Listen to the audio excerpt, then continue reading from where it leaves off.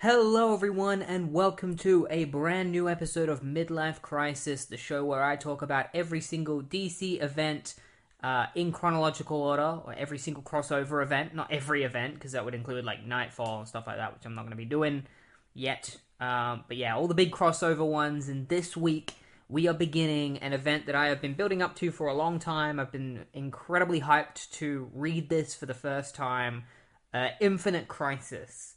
But I'm not just reading the main series, which is 7 issues, or I'm not just reading the specials that finish off some of the other miniseries we've read, like Day of Vengeance. No, I'm reading the entire thing, all of Infinite Crisis, including all of the tie-ins. The problem with that is there are a lot of books connected to Infinite Crisis. There's a total of 98 books. I think it's the most tie-ins an event has ever had. I think there are some other events that technically have tie-ins, I think like Brightest Day, which is an event that came out in 2011, had like 127 books or something ridiculously like that. But most of those weren't tie-ins; they were just the regular books with the Brightest Day imprint on them. With Infinite Crisis, most of these are tied into the event.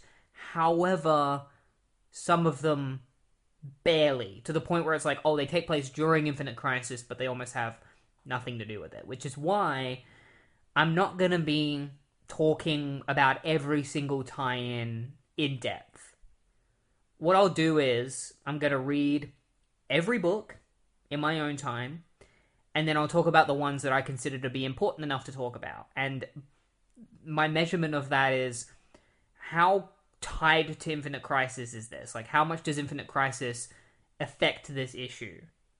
Because, it doesn't have to be important to the overall plot, but as long as it's dealing with something that involves Infinite Crisis, like maybe if an OMAC robot shows up or something like that, I will cover it. But if it's just an issue that is basically just the next issue, because there's 6 issues of Aquaman that are all technically tie-ins to Infinite Crisis, but I doubt that I'm going to be talking about all of them, because 5 of the issues are just Aquaman issues, where it's here's what's happening in Aquaman, and it just happens to take place during Infinite Crisis. So I might end up having to summarize what happened in Aquaman before talking about the actual important issue. Yeah, we'll just see how we go. I don't even know how long, how many parts of this event there's going to be. There could be 3 or 4 parts, could be just a 2-parter, depending on how many tie-ins I decide to skip or cover. Not skip, but just talk in very minimal amount of time to summarize it. So yeah, we're just going to see how we go.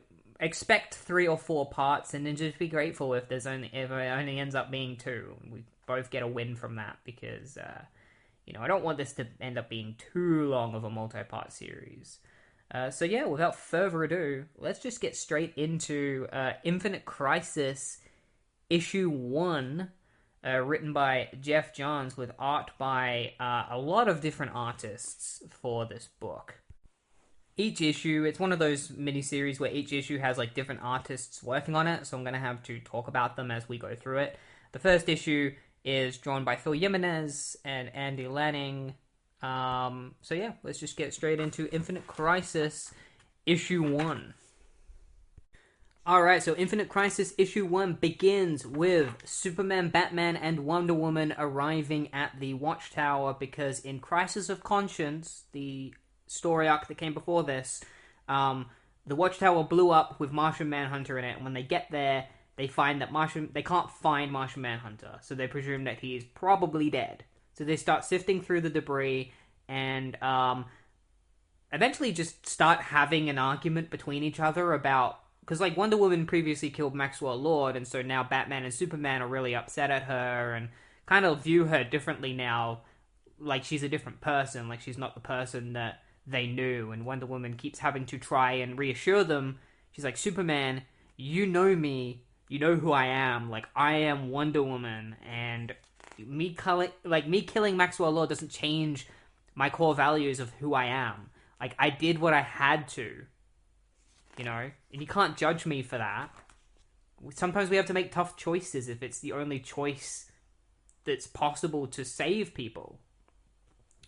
Meanwhile, Connor Kent is watching all sorts of awful things go on planet Earth, and Martha tells him that he needs to go out and do something.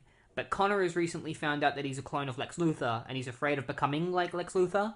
So he's having a really hard time deciding whether or not he's going to go out and fight a Superboy, because he's afraid that he's going to turn evil. Because in a previous Teen Titans arc, he did turn evil. He became mind-controlled by Lex Luthor, and he's afraid of that happening again. So while he goes to rip open his shirt, he very quickly closes it back up again and decides not to leave. And while he's doing that, a bunch of mysterious figures in some other dimension are watching everything play out, and one of them is ridiculing Superboy for not doing anything, because Superboy should do something. Meanwhile, the Titans are all gathering together, and Nightwing needs to protect Bloodhaven from this shit that's going on. Donna Troy has recently come back to life. She died in the Teen Titans it was like a Young Justice Titans crossover that led to the Teen Titans series. Donna Troy died in that, and then a year later they did a story about her coming back to life, which was called The Return of Donna Troy. So she's back, and because of all this stuff that's going on, all the chaos that's going on planet Earth, she decides to head off to New Cronus, because that's where the gods of myth have gone. And so she wants to go and find them so that she can get their help with this, because it seems like things are really bad and that it might take the power of gods in order to help stop it. Starfire gives Dick a hug. This is the first time that Starfire and Dick Grayson and Nightwing have had like a thing go on since like the early 90s. So they have a little bit of a moment, and then Dick leaves to go and protect Bloodhaven. There is a old man in an alleyway who transforms into an OMAC. Turns out that he was secretly an OMAC, and this OMAC goes after Ratcatcher and kills Ratcatcher, who is a supervillain. And then Nightwing sees this OMAC, and then he sees a bunch of other OMACs flying over Bloodhaven, and there's like at least 1,000 OMACs swarming above Nightwing, and Nightwing's just like, wherever you are, Donna Troy, like, I hope it's worth leaving Earth for. Meanwhile, at the end of the Ranthanagar War miniseries, a massive tear in the rift of space-time and reality opened up, causing a whole ton of, like, other planets and warships to just come flooding into Sector 2682, which is where Kyle Rayner, the Green Lantern, is. Kilowog is there too. Legion is there, and Adam Strange is there as well. Like, there's a bunch of space heroes. Hawkman and Hawkwoman are there. Hawkgirl.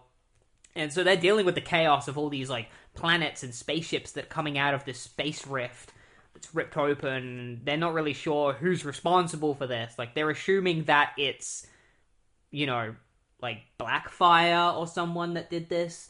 But the Guardians sense that there is a higher power that has caused this tear in reality, and that even they are afraid of what it could be, which means that it must be pretty bad if the Guardians are afraid. Meanwhile, in Gotham City, the Rock of Eternity, which is where the wizard Shazam is currently above Gotham City, and at the end of Day of Vengeance, the miniseries, the Spectre and Shazam fought each other, and the Rock of Eternity blew up, sending pieces of it everywhere and causing demons to start appearing all over Earth throughout Gotham City and other cities across the Earth. So, like, the Riddler is holding, like, people hostage alongside a bunch of other supervillains, and then the Rock of Eternity just explodes, and demons just start attacking them, and Captain Marvel falls from the sky into Gotham City, and then we just get an image of, like, the Spectre kind of looming over Gotham City as all these demons start attacking, and everything just falls into chaos, as well as the 7 Deadly Sins, which will play a role in some later issues. The 7 Deadly Sins have been unleashed on Earth and will begin possessing people, so Captain Marvel's goal is to hopefully stop that. Meanwhile, a team known as the Freedom Fighters are searching for the secret society of supervillains who managed to escape at the end of Villains United, and so the Freedom Fighters are looking for them. They are led by Uncle Sam, with members like the Human Bomb, Black Condor, the Ray, Phantom Lady, and Damage. And so they find an abandoned warehouse, they break their way through. The Ray uses his powers to get rid of some laser grids because he has the ability to absorb light. And as soon as they enter this other room, Black Condor just gets shot straight through the chest and killed. And the Freedom Fighters come face to face with the Secret Society of Supervillains. Black Adam, Deathstroke, Dr. Light, Dr. Polaris, Sinestro, Bizarro, Zoom, and Professor Zoom, and Cheetah. So, like, some of the strongest DC villains facing the Freedom Fighters. And the Freedom Fighters are pretty powerful, but I don't think they're powerful enough to take on these kind of villains, especially since one of them is a copy of Superman. So while Superman, Wonder Woman, and Batman are arguing, Mongol just shows up and is like, hey, like, Despero told me that the Watchtower had been destroyed, and it turns out he was right. Now I'm gonna kick the shit out of you and kill all three of you. And so Mongol just starts fighting Batman, Wonder Woman, and Superman. Meanwhile, the Freedom Fighters fight the Secret Society of Supervillains and just get they just get completely devastated. You know, the Ray gets knocked out by Dr. Light, who absorbs all of his light. Phantom Lady gets killed by Deathstroke, stabs her through the chest. The Human Bomb kills Dr. Polaris by blowing up in his face, but then he gets killed by Bizarro, who just grabs the Human Bomb and then just starts, like, wailing on him, punching him to a blade pulp and kills him. Superman ends up beating Mongol because Mongol almost kills Batman. He, like, grabs Batman by the throat and is gonna kill him, and Superman's like, that's it, like, Mongol, you've done it, like, this is the wrong time to attack us right now. And he just beats the crap out of Mongol and defeats him with his heat vision. And Uncle Sam just gets his shit rocked. So Uncle Sam is powered by the American spirit, and I think when people's spirit, like, American spirit is down, he becomes less powerful. And I think this is, like, why he's getting the shit beat out of him, is because, like, America is losing their spirit, and because of what's currently going on with, like, the demons attacking Gotham City and stuff like that. So he's losing his power and therefore getting his shit rocked. And the Ray gets taken away by Psycho Pirate, because Lex Luthor apparently needs the Ray alive. Don't know what happened to Damage. Yeah, not sure what happened to him. He kind of just got the shit beat out of him by Professor Zoom and then was gone. I don't think he's dead. He's just not around anymore. Then Batman, Wonder Woman, and Superman are, like, arguing even more and just having a massive fight. And while they're arguing, Uncle Sam just is getting the shit beat out of him, and there's, like, little glimpses of him getting beaten up by Dr. Light and the other villains while Batman, Wonder Woman, and Superman are all arguing. And it even gets to a point where, like, at first it's Batman and Superman against Wonder Woman, but then Superman turns to Batman and is like, you're a very controlling guy, and I'm not like you. Because Batman is like, you gotta remember, you're not human, Clark. Like, you keep thinking about humans, but you gotta remember that you're Superman. And Superman's like, I'm not some kind of god that can just order people around, and I'm not somebody who wants to control everything like you. And then Batman just turns to him and is like, after all these years, you know it's not about control, it's about trying to do everything I can. And for you, it's about setting an example. Everyone looks up to you, they listen to you. If you tell them to fight, they'll fight. But they need to be inspired, and let's face it, Superman, the last time you really inspired anyone was when you were dead. And Clark just kind of looks at him like, what the fuck, man? Like, why did you say that? And then we get a shot of, like, Uncle Sam has just been, like, completely destroyed. So I think it's supposed to be the fact that, like, Batman, Superman, and Wonder Woman losing their spirit reflects Uncle Sam being defeated. And Batman's like, we're finished here. And Wonder Woman's like, yes. And they both go their separate ways, leaving Superman by himself. Superman's like, I guess we are. Meanwhile, these mysterious silhouettes that are watching are basically just like, man, they're all failing really bad. Like, Superman and Wonder Woman and Batman, they're not getting along. I don't think they're going to be able to save the day. I think we're going to have to step in and do something. And so one of these mysterious people that looks a lot like Superman starts punching the walls of this other dimension, breaking through reality itself. And it's revealed that these silhouettes are Earth 2 Superman, Superboy, Alexander Luthor from Earth 3, and Lois Lane from Earth 2. These characters, you might remember them, they were from Crisis on Infinite Earths. They were the alternate versions of Superman and Lois Lane and Lex Luthor that were from that series.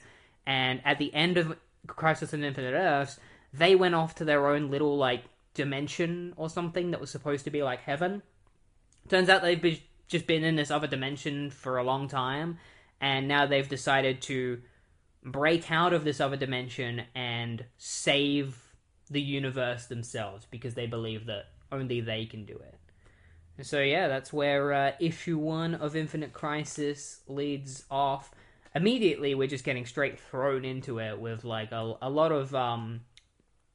lot of stuff going on, and I'm looking forward to seeing how this progresses in the later issues, and tie-ins as well, obviously.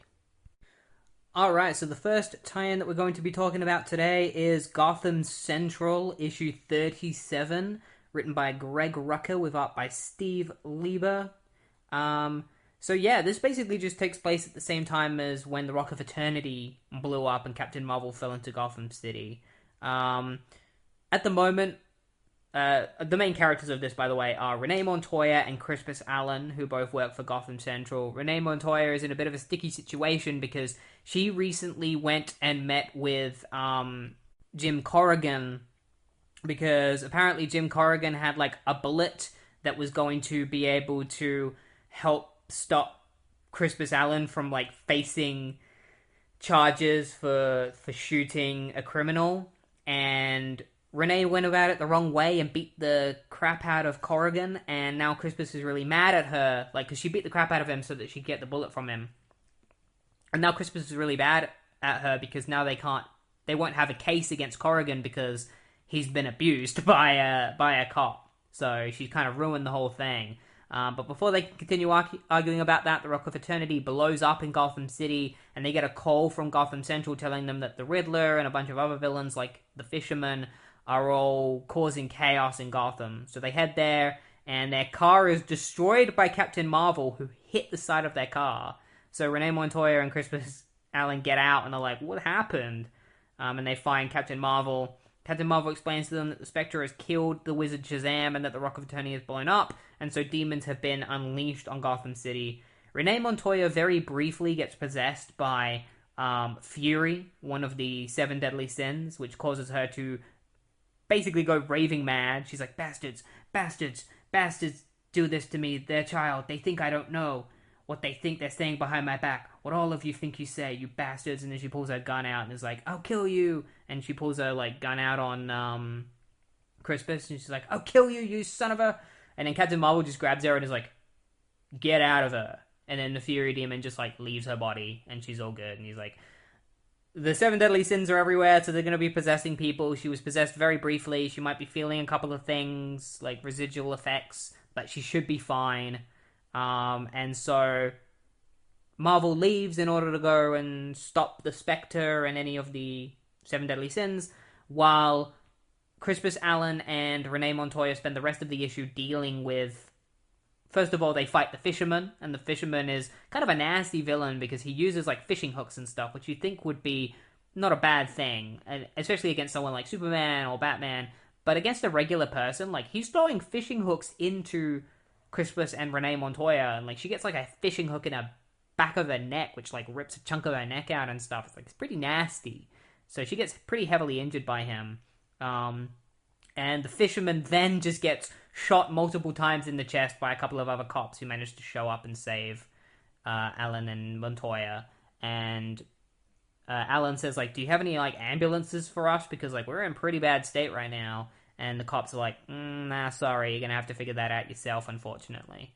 And so Alan takes Montoya to Delia, who is Montoya's girlfriend, drops her off there so that she can recuperate, and then he heads straight to his family to spend time with them, where it ends with him and his family gathering together and praying that things get better. And so, yeah, that's that tie-in. Not a whole lot really happens in it, but it does tie directly into what we just saw in Infinite Crisis. We get a little bit of, like, the outcome of the Rock of Eternity blowing up, and so I think it was fine. Like, I think it really, like, it had a few things in it. It was enough that I enjoyed reading it and was like, this kind of gives me what I want from a tie-in, which is that things from the event are affecting the story.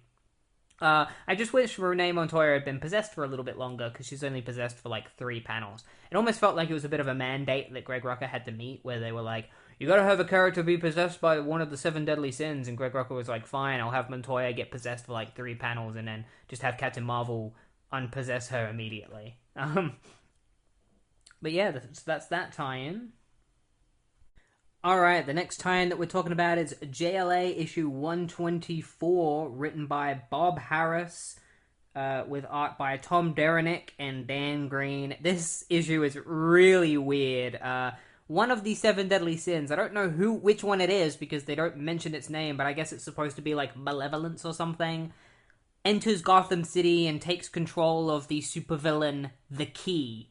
The Key has the ability to use his telepathy and, like, in order to just control people's minds and stuff, and he's obsessed with his own death. But ever since the demon known as Malevolence, or whatever this one is supposed to be, took control of him, he is now inflicting his psychic powers on the entire city and is trying to kill them all, because he's so obsessed with death. He's like, I'm obsessed with my own death, but now I'm obsessed with the death of everyone else, and I feel like the only way to free myself is to kill everyone. And so he kidnaps this character named Dawn, who is the wife of the deceased character Manitou Raven, who was a character created by Joe Kelly for the Justice League. He's like a Native American kind of character who deals with like voodoo and things like that. He died. Green Arrow and Dawn got together not long after he died. Just goes to show how great of a person Ollie is, how great of a friend he is, how he just like straight up got with this guy's wife right after he died, because he's like, oh, she was lonely and I had to be there for her. Sorry, man. So because the Key has kidnapped her, Oliver Queen is trying to find him and save Dawn, where he crosses paths with Batman. But the Key's psychic powers, being controlled by this malevolent demon, are causing Ollie's, anger to boil, and he's like a lot more angry than he usually is. Because he's a pretty angry man, but he's never usually this angry, so he's just really annoyed at Batman. Like, it starts off as like he's regularly annoyed at Batman for shutting down the Justice League, but his anger continues to grow. Meanwhile, Black Canary is looking for Oliver Queen. She gets out of the sewers, mentioning that she had to fight some androids, so maybe we'll get to see her fight some Omax in another tie-in or something. But she's looking for Oliver Queen, and she's being guided by the character by Manitou Raven, who is still around as a ghost, even though he's dead. He's guiding people to Dawn and to Oliver Queen. Like, he's guiding Oliver to Dawn and the Key, and he's guiding Black Canary to where Oliver is going to be.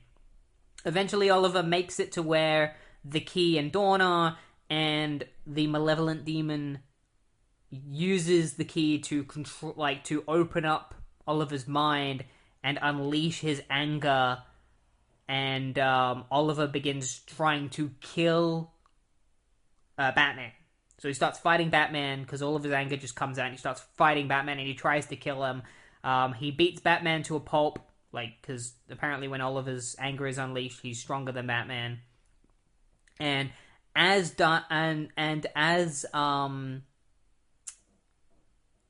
Canary arrives, she sees Oliver about to kill Batman. She's like, oh my god, wait, what the hell is going on? And we get this final shot of the issue where Oliver Queen holds a giant metal pipe and is about to stab Batman in the chest. And so we'll find out what happens in issue 125 of Justice League America.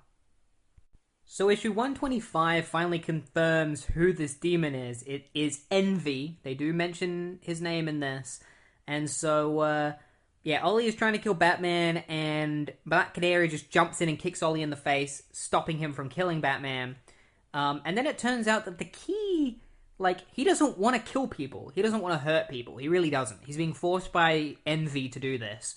And he actually overpowers Envy, which is kind of interesting. The key, his desire to not kill is what gives him the strength to push Envy away, and it causes Envy to get, shot somewhere else. And apparently, in order to find out where Envy goes, we have to read Outsiders, which I'll be talking about later.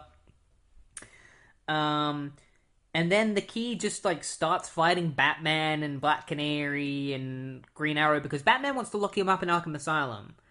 But the key doesn't want to go to Arkham Asylum. He just wants eternal silence, which for him is death, or whatever will give him silence. It doesn't just have to be death. It could be banishment to somewhere where he can just chill with his own thoughts. Because of his telepathy, he hears people's, his telepathy keeps getting worse and worse. So he starts hearing everyone's thoughts, and that's what's driven him insane. And that's why he wants to die or wants to listen to only silence. So he kidnapped Dawn in order to get Dawn to give him that. To kill him or something. And eventually, Ollie manages to distract Batman long enough that that Dawn just banishes the key. Batman's like, "What the hell did you do?" And Dawn's like, "I gave him what he wanted. Eternal silence. I banished him far away. Because we're not locking him away in Arkham Asylum like you want, because that's just going to make things worse." And Batman's like, "Well, I hope for your, sake, you're right." Batman just straight up threatens Dawn. It's yeah, I'll probably, send you to Arkham or something if you screwed us, and the key comes back even worse. And then he leaves, and then we get to see that the key was sent to this other dimension that is where there's nothing, and he's just free to, meditate for eternity. Martian Manhunter, Manitou Raven, and Manitou Dawn all go to visit him, and Manitou Dawn mentions to Manitou Raven that her story is now finished. Her destiny has been complete, as well as Manitou Raven's, and that they can just live in bliss for the rest of eternity because they have no reason to do anything anymore. Essentially, they've been written out of Justice League. Manitou Dawn doesn't need to be in the title anymore. She can go off and do her own thing. But she mentions that Infinite Crisis is still going on, and that her friends, while her story is over, the stories of her friends are far from over. And so that's where the tie-in ends. Overall, the story was very weird, but if you want to see Green Arrow fight Batman and Black Canary fight Manitou Dawn, that happens in this. They all get controlled by Envy. They all fight each other. The Key is an interesting villain. A little confusing, his, what he wants, his desires, but it was an interesting ending for the character of him being banished to another universe, and I'm sure he'll be back eventually. But yeah, that's the end of that tie-in, and so now we're just going to be moving on to the next book. Alright, so the next tie-in we are talking about is Outsiders issue 29, written by Judd Winnick with art by Art Thibbett, Guy Major, Matthew Clark, and Dietrich Smith. So previously in the Outsiders, which is led by Roy Harper, aka Arsenal, with a roster of Metamorpho's clone, who is called Shift, a character called Grace, who is this really big woman who's incredibly strong. We got Jade. We all know Jade. She dated Kyle Rayner. She's got similar powers to a Green Lantern. You got Starfire. You got Thunder, I think her name is, the daughter of Black Lightning. Captain Marvel Jr. So that's our roster for the Outsiders. And their headquarters were recently destroyed by one of their teammates who turned out to be a mole. And she's dead.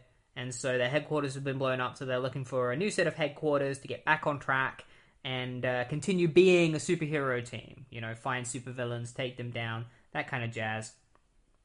Meanwhile, a supervillain known as Sabak, if you've seen the Black Adam movie, you would know who Sabak is. Basically, this guy who made a deal with, like, demons and became a devil man. And I do not like him. I think he is a terrible supervillain. I don't even know why they picked him to adapt into a Black Adam movie. Like, he sucks as a villain. Like, he was created to be a Captain Marvel and Captain Marvel Jr. villain, but he's not a good one. Like, he's just edgy for the sake of being edgy. He swears, he just kills everyone, and he talks about sex and drugs and porn and shit like that all the time. Like, it's just all the worst qualities you could possibly think of a supervillain is all thrown into this guy. And I get it. He's supposed to be, like, a representation of the devil, so he's got all of the sins in him and is a terrible person, but, like, it just makes him come across as a very cheesy, overly edgy supervillain. So he's having a meeting in Las Vegas with a bunch of the heads of Las Vegas, and he just kills them all because he doesn't like them or they're not agreeing to his terms. So he just slaughters all these guys and then starts complaining about how, like, he can smell their shit from the other room. He's like, why do they smell so bad when they shit themselves? And then Deathstroke shows up and kills all of Sabak's men because they all attack him.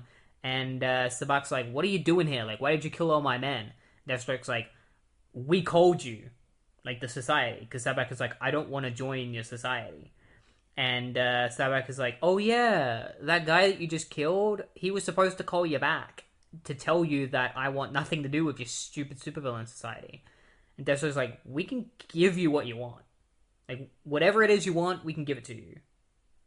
You know, so, is it a deal?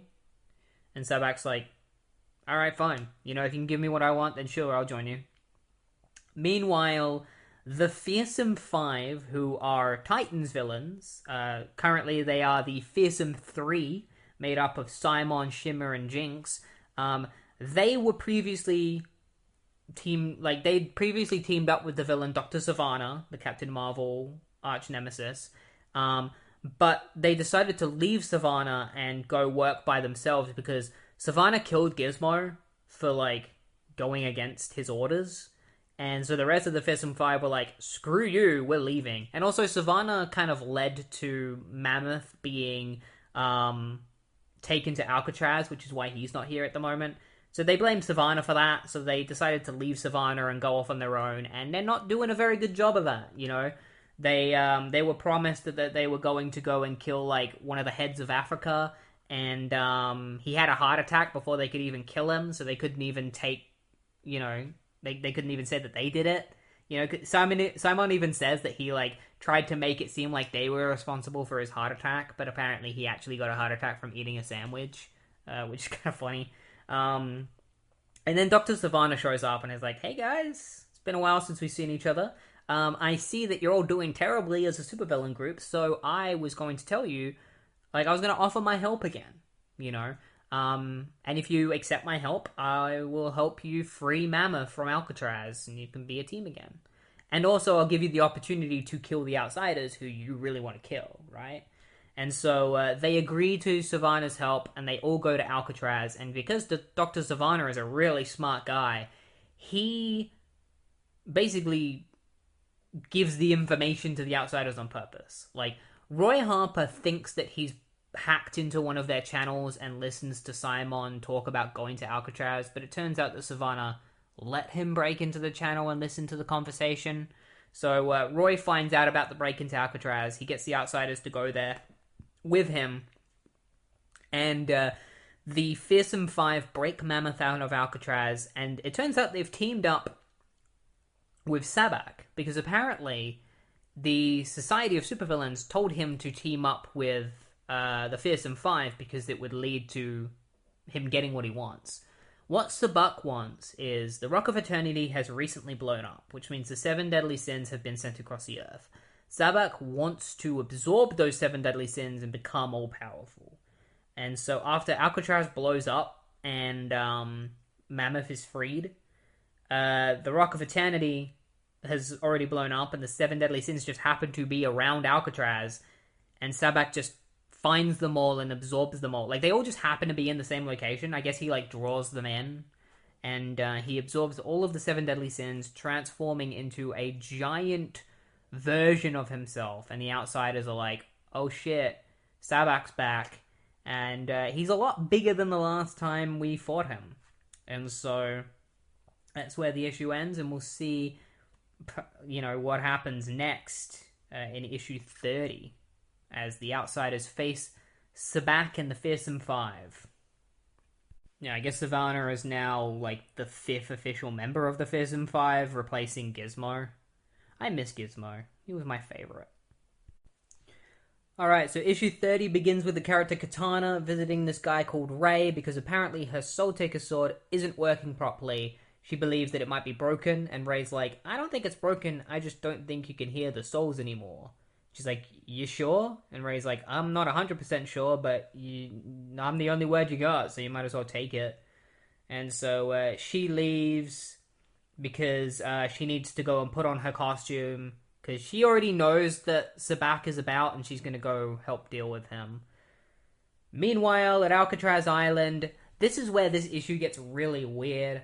Judd Winnick uses the whole Seven Deadly Sins thing to just be really horny and weird with what's going on. So, like, Sabak uses lust to make all of the inmates in Alcatraz just have sex, and then all of the guards start having sex. And then he also makes the Fearsome Five all have sex with each other, and he even threatens to make Shimmer have sex with her brother, and make Simon and Mammoth gay by having sex with each other. Like, he uses that as a threat. It goes to show, like, even more why I don't like Sabak as a character, because it's just like, this can't be real. Like, this is just, like, the most ridiculous thing I've ever read, where it's like, oh, I'm gonna make all the... It's like, Sabak is writing his own fan fiction about the Fearsome Five, where he's like, I'm gonna make them all have sex, and then I'm gonna make, like, Shimmer and Mammoth have incest sex, and then I'm gonna have Simon and Mammoth have gay sex. Like, this is, like, on Twitter and, like, or X, whatever you want to call it, like, I often see, like, comic book fans talking about how, like, they pair up different characters, and their idea is that they just want a comic book where, like, these characters just have sex with each other and stuff, and this feels like those fantasies actually being played out by an actual writer in a comic book. Like, this is what it would be like if the fans got everything they wanted. And so the Outsiders making their way to Alcatraz on the plane, and then all of a sudden they get taken over by rage and crash the plane into the ground. Starfire and Captain Marvel Jr. managed to get out of the plane before rage took over everyone that was inside the plane. So Starfire is able to get through to Jade and tell her to, like, save everyone when they crash so that they don't die. Like, Jade snaps out of the rage and uses her Green Lantern powers, or, like, her Green Lantern-like powers to save everyone. And then Katana shows up riding on a dragon. Like, she's actually riding on a dragon. And it's kind of cool. She shows up with her blade and is like, I'm gonna kill you, Sabak, and, like, trap your souls in my sword, because it's the only thing capable of doing that. And so she fights Sabak, but then Sabak uses the power of envy to take control of Katana, forcing her to fight the Outsiders, because Katana was a member of the old Outsiders. So envy makes her go, like, you're not the Outsiders, the team I was on are the real Outsiders, and so, like, I'm gonna take care of you, you fake Outsiders. But she gets quickly broken out of Sabak's control, and so Simon really wants to make out with Roy Harper because he's still under the influence of lust. Like, he gets done making out with Shimmer, and then he turns to Roy and is like, I'll tell you everything you want to know, but you gotta make out with me first. And the other character, Grace Choi, who, she sleeps around and stuff, is basically like to Simon, yeah, I'll sleep with you if you tell us everything. Like, she's maybe lying, you can't really tell. She might not be lying. She might have actually slept with Simon after this. He tells them that the reason why Sabak has got all the 7 deadly sins is because they're being ordered around by the Society of Supervillains. So Simon reveals to them that the Society is involved in this. Starfire fights Sabak, but Sabak grabs her by the head and just smashes her into the ground. But then she gets back up again and distracts Sabak long enough that Captain Marvel Jr. is able to grab the Soul Eater sword, or the Soul Taker sword, and stab it into Sabac's back. But Sabac is basically like, you're not strong enough to plunge the sword far enough into my back to defeat me. But then a shield comes out of nowhere and smacks the sword further into Sabac's back, which plunges it deep enough that his soul and the souls of the 7 deadly sins get sucked into the sword, and so Sabac is trapped in the sword. And it's revealed that the one who threw the shield was Donna Troy, who shows up, and Katana is like, yay, Sabac's in my sword, and so now I'm gonna, go leave and do my own thing. Donna Troy reunites with the Outsiders. Roy Harper is like, can't keep you away from me, can I? And Donna's like, yeah, of course. The reason I came back was for you. No, the actual reason I'm here is because I need your help in stopping a war. And so she recruits the Outsiders to go and deal with whatever Donna Troy is going to be dealing with in future tie-ins or in the Infinite Crisis series. And so, that's the end of that issue, and now we're going to be moving on to the next book. Overall, that whole story with Outsiders was somewhat important to Infinite Crisis. There's a couple of behind-the-scenes things that happen with Donna Troy and stuff.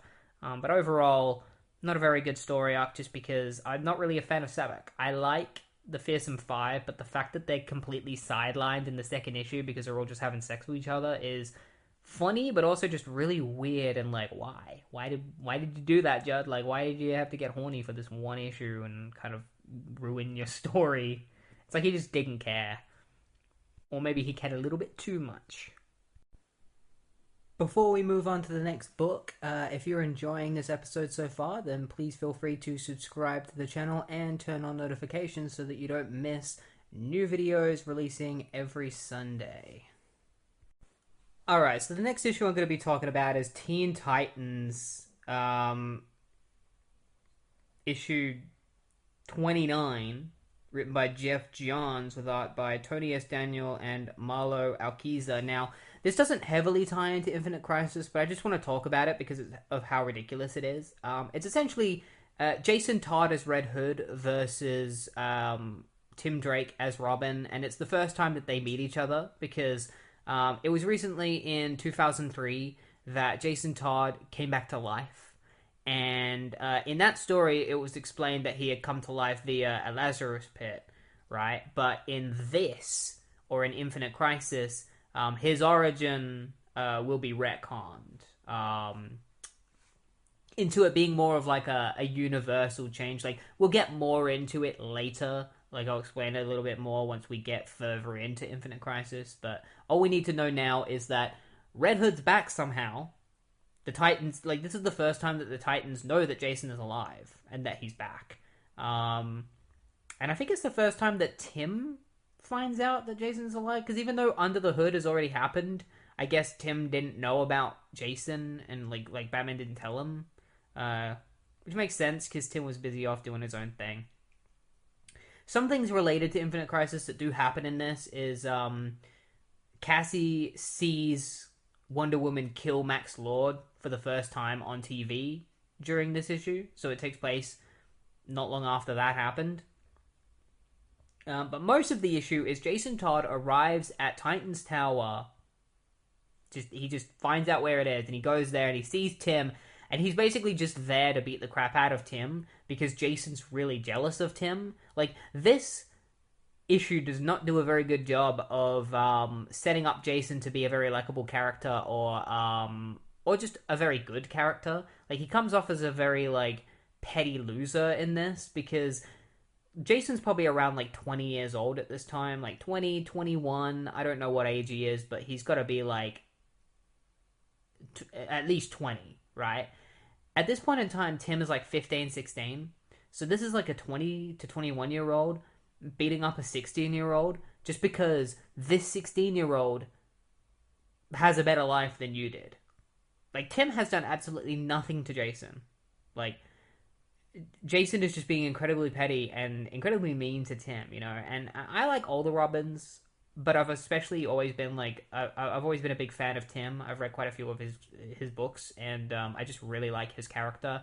I don't like what DC has been doing with him recently, but, you know, back in the mid-2000s to, like, early 2000s, late 90s, like Tim Drake was a very good character and was handled very well by DC, and it was around the time that Damian came around that like Tim started to be neglected more and more and became ruined. But it's not Damian's fault. It's the writer's fault for doing that to him. So Jason arrives at Titan's Tower, and instead of just fighting Tim as Red Hood, he decides to don his Robin costume, which makes him look even more like a loser. Like, Jason just puts his old Robin costume on and fights Tim, and he just looks ridiculous. Like, it's like, what are you doing, man? Like, you're a grown adult, and you're fighting a 16-year-old in your old tights. For what? Because you were on the Titans for, like 5 issues, and you felt that you deserve the statue like everybody else. Because that's what he says in this. Like, they go through the room where all the statues of all the Titans are, and he's like, I was on the Titans too. Why don't I have a statue? And he like knocks knocks Tim's statue over, breaks Tim's statue. And it's like, because you were on the team for like a hot sec. Like, you weren't even on like a real Titans team. The Titans had broken up. Donna decided to get anyone that she could find at the time. Literally anyone. Like, you were bottom of the barrel, Jason. Like, she had to find whoever she could. She found you and like Hawk and Golden Eagle, like literally bottom of the barrel members of the Teen Titans, and then you died. Like, not long after that. And that's probably why you didn't have a statue, because like you were barely a Titan, you know? Because he names all these other characters like Hawk and stuff. He's like, why does Jason think he deserves a statue just as much as Hawk does? When like Hawk was one of the OGs from like the 60s. Like, he was on that team. He wasn't on the modern teams as much, but like he was an original member. Like, he was there with like Bumblebee and Mal Duncan, like in the early days. So of course he deserves a statue more than Jason Todd. Why does Tim Drake deserve a statue more than Jason Todd? Because he was a main member of Young Justice, and he's been a main member of this Teen Titans. Like, Tim Drake has only been a Titan for about like a couple of years now, and he's already made more appearances in a Titan book than Jason Todd ever did during the time he was alive. So I just find it really funny reading this, and just like knowing the history of the Titans personally and having read a lot of Titans stuff, it just makes Jason look like a massive loser to me, because I'm kind of wondering reading this, like, did Geoff Johns like read Titans? Like, did he read any of the old Teen Titans? Because the way he's writing Jason is as if Jason was a Teen Titan, like a well-known one, was on the team for a long time or something. Either that, or he's writing Jason the right way, which is to make Jason, like, act like he was a Teen Titan when he really wasn't, and, like, believing that he was owed, you know, things like a statue and the recognition and stuff like that. I think it's sad that he's not remembered.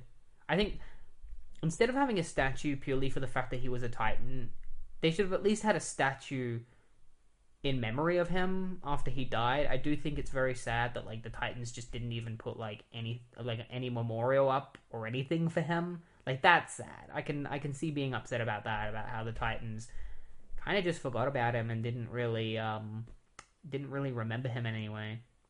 But yeah, he fights Tim for a long time. You know, we get a moment of Connor still deciding not to go out and be Superboy because of his problems with Lex Luthor. And, yeah. Jason just keeps punching Tim. He's like, do you really think you're a better Robin? Or, like, as good a Robin as I am? And Tim just answers, yeah. He's, like, all beaten up on the ground. He's like, yeah. And Jason just, like, rips the R off of Tim's suit. And then punches him again and knocks him out. And then the rest of the Titans find Tim all beaten up. And they're like, whoa, Tim, what happened? And Tim's like, it's Jason. He's alive. He found me in the tower and he beat the crap out of me. And the Titans are just like, what? Jason's alive? Like, that's impossible. Why are all these people coming back to life? You know, Donna Troy's alive. Apparently Golden Eagle came back to life. Everyone's come back to life. And then the Spectre just suddenly appears out of nowhere, passing through Raven. And Raven's just like, oh no! Ah! And then Raven just like bursts into a huge ton of like cosmic energy. Beast Boy gets sent flying. He's like, Raven! And then all of a sudden, Lilith appears. Lilith is another Titans character, like an OG. She died in the Young Justice Titans crossover that I talked about earlier as well. Like, she died alongside Donna Troy. Apparently, she's back, but she removes her cloak, and her face is all, like, zombified. Like, she looks real, like, nasty. And then Brother Blood shows up somewhere else. Like, he's not in the Titans Tower, but he's somewhere else. So it's kind of like, oh, Brother Blood's coming back. This is like a young, like, this is like the new Brother Blood. He's like a little kid, and he's like obsessed with finding his mother. He's like, Mother, wait for me. So it's like presumed that Lilith is his new mother, and Raven, or at least her cloak, appears behind Brother Blood. So it's almost like Brother Blood has somehow regained control of Raven, because there's a history between Brother Blood and Raven where he has control of her, and that might have been what had happened when she blew up into all of that energy. It was Brother Blood, like, taking control of her again. And then we end with Jason Todd talking about Tim Drake, saying, I will admit, he is good, and he has friends, real friends.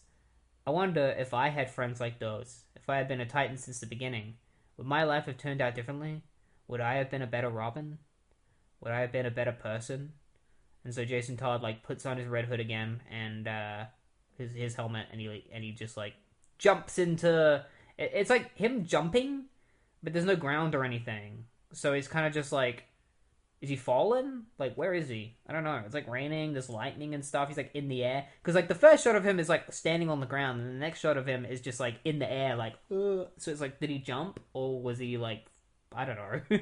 It looks cool, but like it doesn't really make much sense in terms of like the panel placement.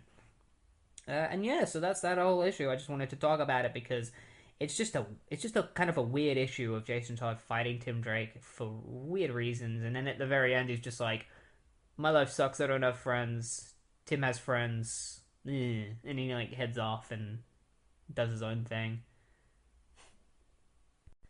So the next time on the list is Wonder Woman issue 222, written by Greg Rucka, with art by Ray Snyder, Richard Horry, and Cliff Richards.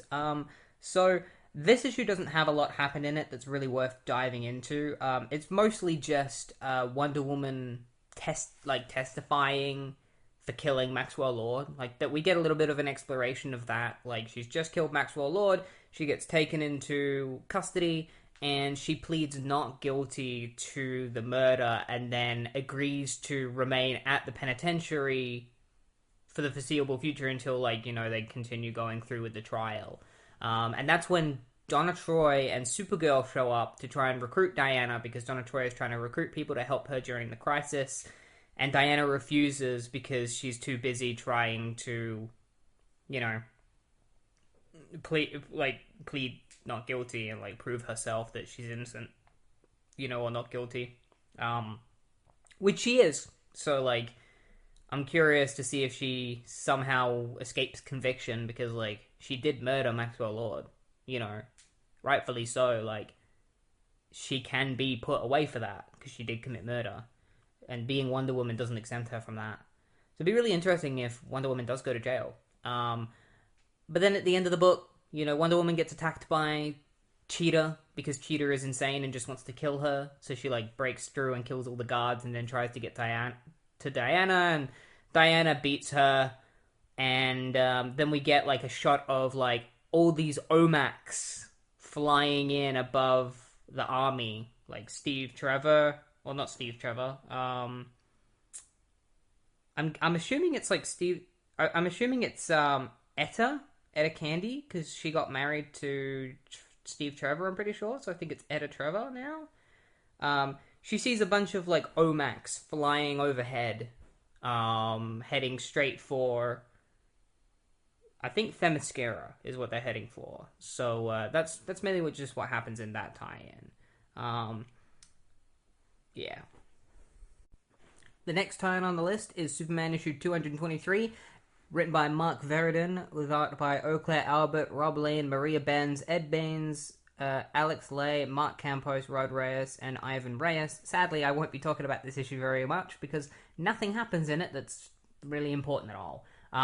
Supergirl goes and visits Superman in order to say goodbye to him because she's heading off to help Donna Troy during the crisis, and before she can leave, Superman and Supergirl have to deal with a new version of BlackRock, a woman, like a female version, because there was like a guy version, and now it's a woman who can turn into black energy using the special space rock or something. They fight her and they beat her, and then Supergirl leaves, and that's all that happens in this. So yeah, not really anything worth talking about in relation to this event.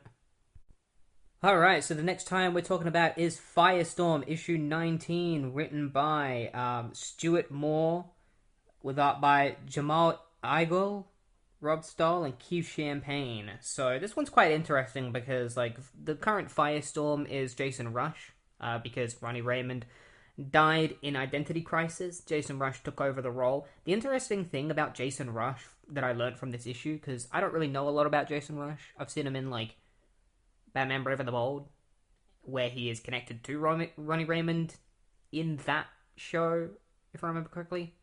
In this, he doesn't really have a partner yet, so he just connects to random people, and obviously that creates a different situation every time. Like this time he fuses with a random businessman, and the guy's just super weird, talking to him really weird, and saying all sorts of weird lingo. And then it turns out when they split up that the guy could be racist because of the way that he looks at Jason, because Jason is obviously a black guy. And yeah, it's kind of weird. But they do work together, and they manage to save people from a burning building. And apparently Jason has been getting better at fusing with random people, because originally he would accidentally take a lot of energy from them, almost killing them. But now he's able to do it in a way that the people are still functioning properly after they fuse with him. But he really wants to find someone that he can connect with so that he doesn't have to resort to using to random people anymore. And the answer comes in the form of his former roommate, Mick. Because Jason Rush's life is awful at the moment. He has nothing. He has no friends. He has nowhere to live. Like, the only thing he has is Firestorm. And then Mick shows up and, you know, apologizes to Jason about what happened previously, because, like, Mick got kidnapped in the previous issue by some bad guys, and Jason said that the reason why those guys kidnapped Mick is because they're actually after him. And he says to Mick, he's like, because I'm Firestorm. And Mick doesn't believe him. He's like, that's funny, I'm the hyena. Ha ha ha. That's a Firestorm villain. And then Jason just straight up transforms into Firestorm and forces Mick to fuse with him. And that's how he reveals to Mick that he really is Firestorm. And so Mick becomes his fusion connection, and I have a feeling that Mick is going to be who he fuses with from now on. And that's when Firehawk shows up, another Firestorm character, often pictured as a love interest for Ronnie Raymond. She shows up and tells Jason that she needs his help with saving the universe, and that he needs to meet somebody incredibly important. So they head off to Titan's Tower, where she introduces Firestorm to Donna Troy. And then Donna Troy introduces Firestorm to the rest of her band of characters that are going to be helping her in the coming crisis. So we have, or the crisis that is happening right now. We have Jade, Starfire, and Shift. And so they're all going to team up. But while they're, having a conversation about the crisis, Jason has to talk to this character whose name is Gehenna. Apparently she's like a girl, like an alien girl, who refers to Jason as her boyfriend. She seems to be kind of mentally immature. I don't know.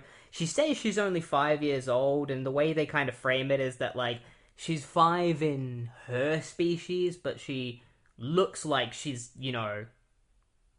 18 at least, or, But it's a really weird situation, because she talks about how, like, he's already made other friends with these other girls, and that they're a lot bigger up top than she is. And that's when she decides to mention that she's 5.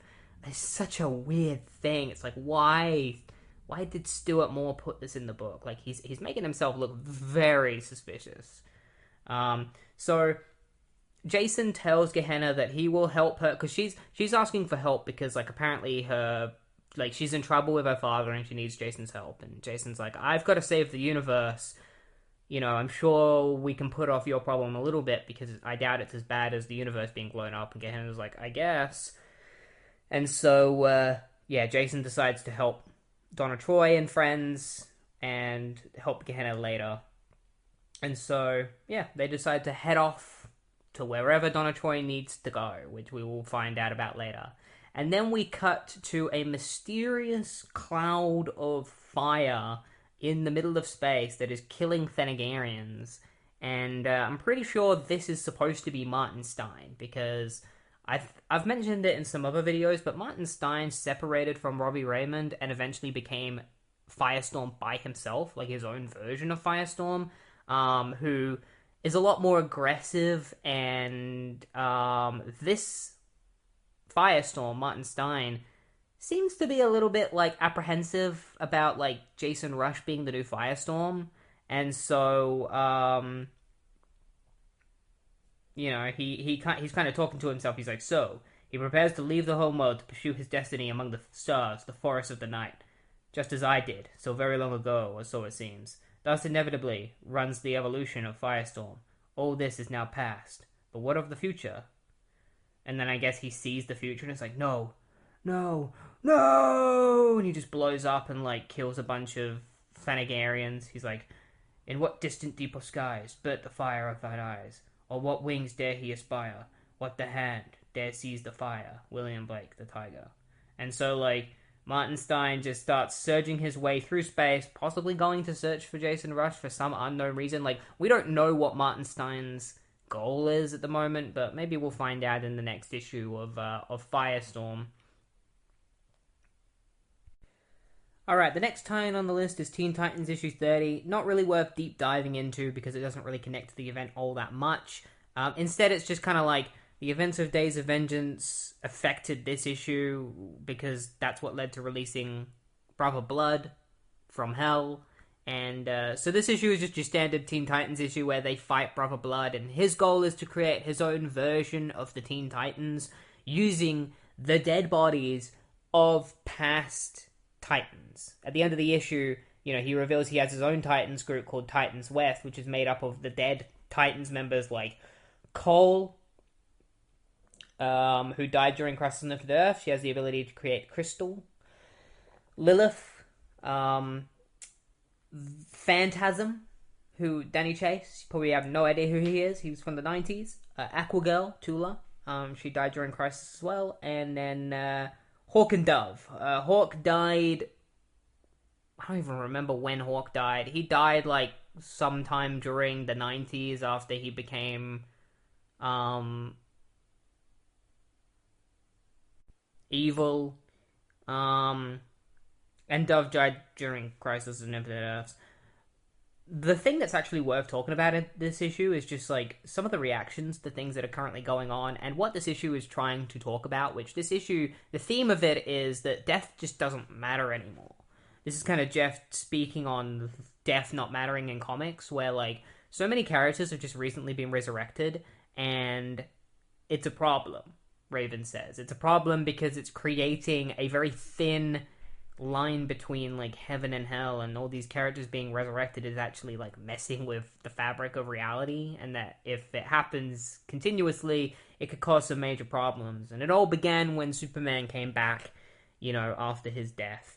And so it's interesting to see Geoff Johns kind of weave that into the story and try to talk about it in an interesting way.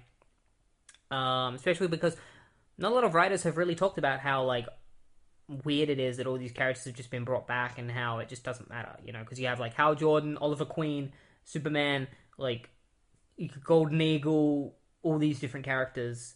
And then another thing that this issue deals with is Cassie Sandsmark's reaction to Wonder Woman killing Maxwell Lord, which you saw on the TV. She goes to school, and her schoolmates are all, like, kind of shitty about it. Like, you know, one of her classmates says that, like, my father thinks that the Amazons are all savages and that they should all be treated as such because, like... And Wonder Woman is just proving that by the way that she mercilessly killed, like, Maxwell Lord. And Cassie gets so mad that she, like, picks this dude up and, like, throws him. And the teacher is like, You better go to the principal's office right now, or I'll. And Cassie's like, oh, what? Like, I'm not going to the principal's office. Expel me. I don't give a shit. She just leaves. She's rightfully upset because she really looks up to Diana and she hates the fact that people are talking so bad about her. You know, especially because she doesn't know. She knows that, like, everything that they're saying about Diana is not true. And so that was very interesting. But that's really the only things that are worth talking about in this issue. But the next issue, we're going to be dealing with the Teen Titans facing their dead friends. So maybe that will be something that will be a little bit more interesting to talk about. Also, Connor Kent continues to do nothing. Like, he just doesn't want to be Superboy. He's like, I can't. You know, I can't be Superboy because for personal reasons. At the same time, there's also a comic strip going on in between, all about a character called Captain Carrot, who is kind of like a pastiche on like DC Comics, which is also written by Geoff Johns. There's actually art by like a bunch of different artists for this. For the main title, you actually have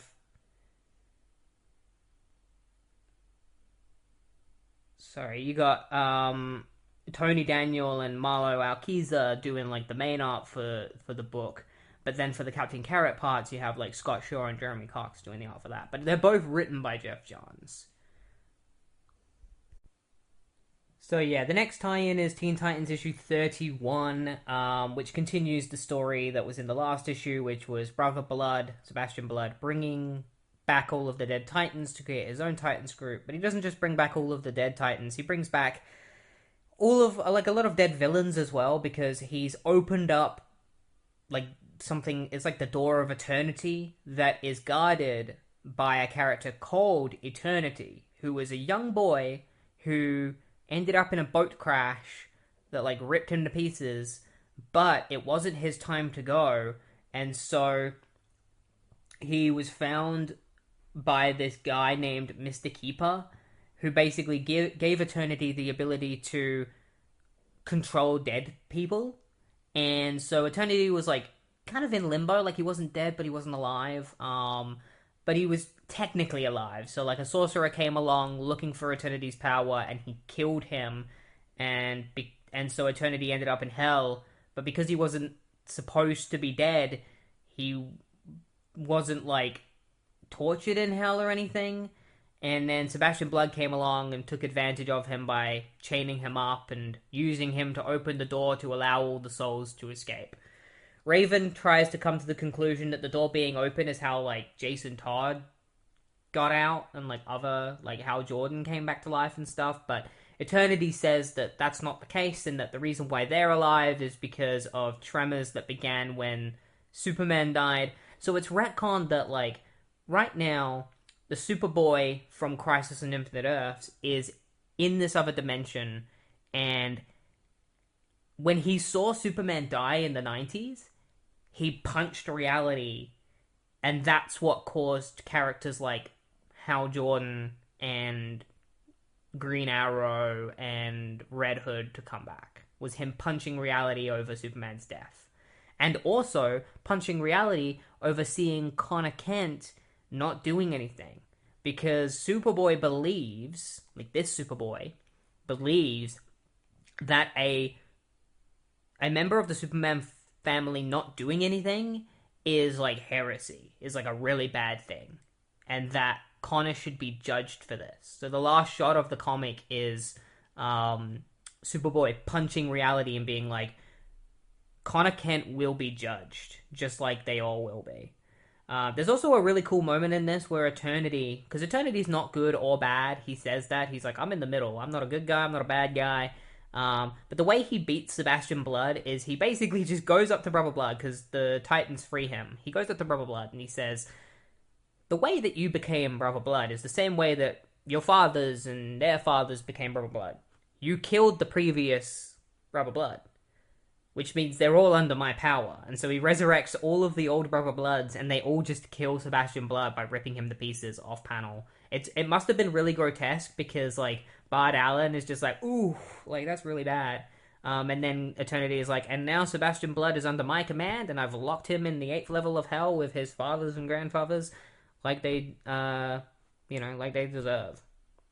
And then he's like, and now I'm off to go look for Mr. Keeper and, get his help because I want to reunite with him. And yeah, that's basically just everything that happens in this issue. We get to see Gizmo for a little bit, which is fun because he's dead. I'll take as much Gizmo as I can get, even if it's just a dead version of him that doesn't really do anything. Overall, this two-part story was a lot of fun, and it was an interesting way to bring back the old Titans without bringing them back to life, and to comment on how much life and death just doesn't matter in comics anymore. But it wasn't a crucial storyline to Infinite Crisis, and is very, very easily skippable. I'm surprised it's not more connected to Infinite Crisis because of the fact that it was written by Geoff Johns, and, Geoff Johns is writing Infinite Crisis, so you would think that his tie-ins would probably tie more into the event, but while some of them do, this one did not. Alright, so the next two tie-ins are Green Lantern issues, 7 and 8, written by Geoff Johns, with art by Carlos Pacheco and Jesus Merino. This is a Green Arrow and Green Lantern team up, and it continues what Mongol, the setup that Mongol had in Infinite Crisis issue 1. Remember when he fought Batman, Superman, and Wonder Woman on the Watchtower? Eventually he managed to get away and he lands on Earth, and he's going to continue what his father was trying to do, which was conquer Earth. And when he lands, he's holding a Black Mercy, which is a plant that attaches to people and it feeds stuff into their brain to give them their greatest fantasy while it sucks out their life force and kills them. So when he lands, there's a father and son talking about the Watchtower being blown up. Mongol lands on Earth and just kills this father and son, completely obliterates them, and kills the cow that they're hanging with. It's kind of messed up. You just see the bones of the father and son in a pile, and this cow has been just, completely vaporized. Meanwhile, Ollie and Hal save a guy on a construction building who almost gets killed by a falling girder. And then they get a call from John Stewart, who says that Mongol has landed on Earth, has headed straight for Earth after what happened at the Watchtower. And so Hal and Ollie decide to go deal with him. And Ollie is kind of shouldn't we call the Justice League? And Hal's there is no Justice League, Ollie. We're the only ones that are capable of stopping Mongol at the moment. Meanwhile, on another planet, Space Sector 2814, the Cygnus star system on Debstam 4, Mongal, the sister of Mongol, arrives and is just Mongol, your weakness is hope. My weakness is family. Because she, hates her brother. And she just wants to kill her brother and take over, She wants to kill most of her family. So, Hal and Ollie head to the farm that Mongol was sighted at. While they're on their way there, Hal gets a call from Jim, his brother, who asks Hal to come to the birthday party of his son, and Hal's too busy because at this point in time, Hal's kind of written as being someone who doesn't really care about his family more than, being a superhero. I know that it's hard to be a superhero because you have to make those ultimate choices, but this will be a reoccurring thing where Hal will just put off spending time with his family, where it will literally be months before he actually sees anyone. And even Ollie is hey, I've got a son, and even I see him more than you see your own brother and your nephews and nieces. So they head to the farm and they see a whole bunch of Black Mercies, an entire field of them, and they're all over the cows. They scan the Black Mercies, which, tells them exactly what they are, because they didn't read that one Superman story that was written by Alan Moore. And they see a mother and daughter who are presumably the wife and daughter of the father and son that we saw earlier. Obviously, the sister of the son. And they have Black Mercies on them as well. And then Mongol just shows up out of nowhere and just punches the hell out of Hal and Ollie, and then fights them. Mongol actually grabs Ollie and attaches a Black Mercy to him, but Hal manages to kill the Black Mercy and save Ollie. And Mongol gets a little bit big-headed because he's I'm yellow, so the fact that I'm not wearing my armor means that you can't even harm me. And Hal Jordan's well, that's funny you say that because my ring isn't affected by yellow anymore. And he just stabs a whole bunch of constructs into Mongol's body and basically pins him to a piece of wood so that he can't really do anything. And Ollie then gets attacked by another Black Mercy, and so does Hal. But Hal manages to kill his one with a chest burst of green energy, and then cuts the other Black Mercies up using his construct. And then out of nowhere, Connor shows up. The other Connor, Ollie's son. And so Ollie and Connor reunite and decide to head off in their car, and they drive off. And then Hal, grabs Mongol and flies away with him to take him to prison. And then all of a sudden, things get a little bit weird, because suddenly a mysterious voice says Hal, and Hal talks to it as if he's talking to his dad. But his dad's dead. And then it's revealed that everything that we had just seen, with Connor reuniting with Ollie and heading off in their car and Hal taking Mongol to prison, didn't actually happen at all, and that Hal Jordan and Oliver Queen are currently attached, have Black Mercies on them. And so they are living out their fantasies where, Hal is living out his fantasy of his dad still being alive and spending time with him, and Ollie is living his fantasy of just having a regular life with Connor and being a father. And Mongol's in the background no one lives a perfect life. Not even you, Hal Jordan. And that's the cliffhanger that issue ends on. So the next issue doesn't tie heavily into Infinite Crisis, but we do get closure on the whole Mongol storyline that was set up in the last issue, where Hal Jordan and Oliver Queen are in their fantasies, which, for Oliver Queen, his fantasy is just having a family and being married to Lady Shiva, apparently? I had to look it up, because they only refer to her to Sandra in this, and so I looked up Lady Shiva. Apparently her name is Sandra, so I'm going to assume that it's supposed to be Lady Shiva, and she's had, a child with Ollie, and she's going to have another one, but he also has Connor, which kind of surprised me. Is Lady Shiva supposed to be Connor's mother as well, originally? Maybe that was the case. Maybe that's why it makes sense that, his fantasy was to be married to Shiva.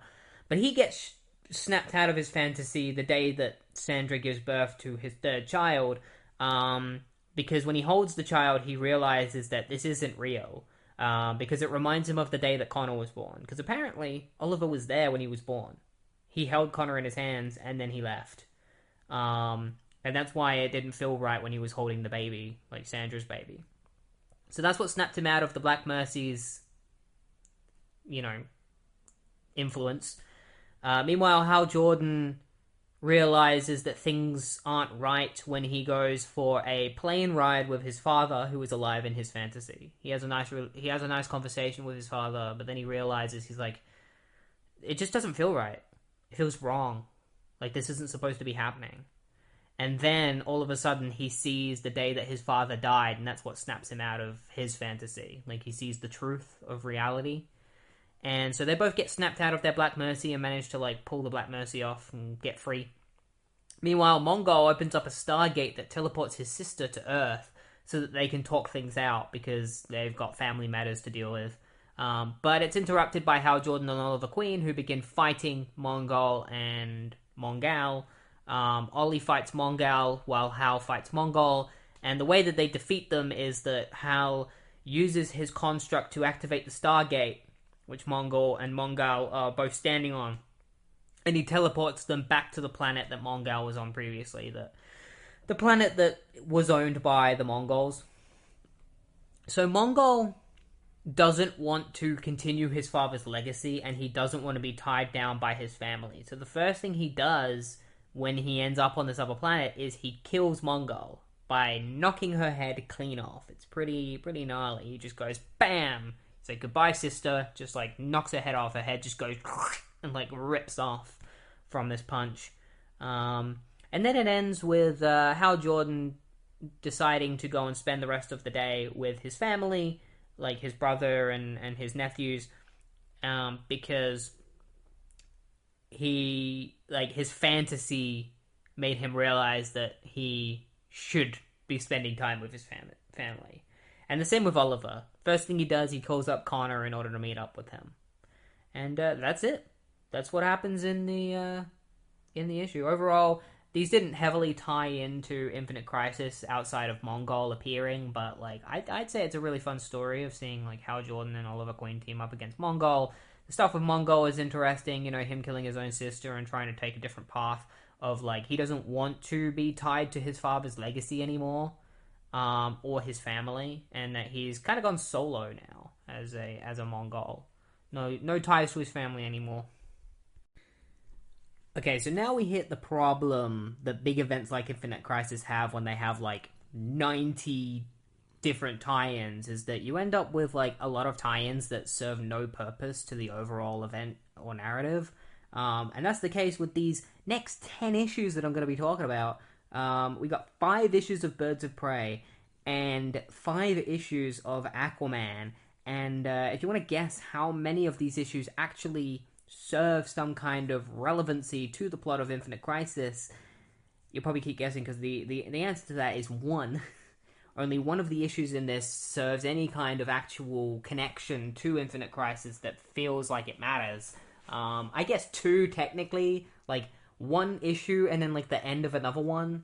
There's a couple of characters that show up that are in Infinite Crisis, but that doesn't really mean anything. That's the same as like any other comic book where like a character just shows up at some point. Like in the Birds of Prey issues, it focuses on Oracle facing the Calculator, because the Calculator is trying to figure out her identity. And at the same time, she's working with Huntress, because Huntress is trying to start a gang war.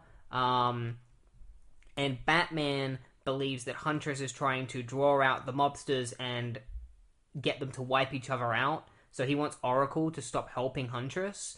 And then by the end of the arc, Huntress has like grown a lot since working with the Birds of Prey. So originally she did want to annihilate the mobsters, but then she decided that she didn't want to anymore, and instead they gave Batman an atlas for all the mobsters in Gotham City so that he would shut up. Because like he gave Oracle an ultimatum where he was like, either you stop helping Huntress and give up this whole Oracle thing, or if one mobster is found dead, I'm going to shut down all your operations myself. And so by giving him that atlas, he finally trusts Huntress. He even tells her that she's doing a great job, and he butts out of their whole situation going forward. At the same time, Black Canary kisses Batman for some reason. It's a really weird moment in the book. It's written by Gail Simone, and I don't know if it's like a thing of like, oh, she shipped Batman and Black Canary, and so she just had Black Canary kiss Batman. It was just kind of like an out of nowhere thing that happened. There's also a moment where I'd say one of the most important things that happened in Birds of Prey that wasn't necessarily important to Infinite Crisis, but was important to Barbara Gordon as a character, is up until this point in the role of Oracle, she hasn't told her father until one of these issues. So Commissioner Gordon didn't know that she was Oracle and that she was working with the Justice League until she just told him in one of the issues that I read. So that's one of the most important things that happens overall. And even though the Calculator and Deathstroke are both in this arc, like Deathstroke gets hired by the Calculator to go and try and kill the Birds of Prey, it doesn't feel like it's important at all, because even though Deathstroke is a member of the Secret Society of Supervillains and the Secret Society is in Infinite Crisis, this still has no bearing on Infinite Crisis at all, and it just feels like, oh, Deathstroke is showing up as a guest star in a book like he would in any other book, and then he gets shot and falls off a building, and we don't see him for the rest of the arc, and maybe he'll come back in Infinite Crisis. I don't know. That's all that happens in that. And then in Aquaman, even less happens in Aquaman. It's like, Aquaman is currently not the king of Atlantis. Tempest, who was the original Aqualad, is the king of Atlantis. And Aquaman's been trying to find his wife Mera, who has been kept, basically locked away in Atlantis by Tempest. And by the time he finally gets to her, he finds that she's sick with some kind of illness that makes it impossible for her to breathe underwater, and also makes her very sickly and frail. And so Aquaman wants to get her out of Atlantis and take her to the surface so that she can be treated. But Tempest doesn't want that, because he's the king of Atlantis, and he's like, whatever I say goes, and you're not taking Mera away from me. Because Tempest is kind of obsessed with Mera at this point, which is always a weird thing for me, is that, like, there's this love triangle between Mera, Aquaman, and Tempest, which does not sit right with me because, like, Tempest was Aquaman's sidekick. He's also a lot younger than Aquaman, and so it's really weird that he, like, has a thing for his wife. Aquaman also has a son at this point called Kyoryak, who he had with another woman. Um, the reason why Kyoryak is important is because there's an OMAC that shows up out of nowhere. There's this character called Geist who works with Aquaman, and that's all you need to know about him. He's a guy that works with Aquaman and helps him do his superhero stuff. Turns out he's an OMAC, and so he turns into an OMAC, and then Aquaman and Kyoryak team up together in order to take down OMAC. And they beat the OMAC, and the OMAC turns back into Geist. And I thought he was dead when he turned back, because he was just, like, floating in the ocean, and he's just a normal guy, so he can't breathe underwater. But then the next issue reveals that he's not dead. And so after they beat the OMAC, they try to cure Mera, and then Mera just ends up, like, living on the surface for a while because, like, she can't breathe underwater, and apparently she's, like, getting better now and she's not as sick anymore.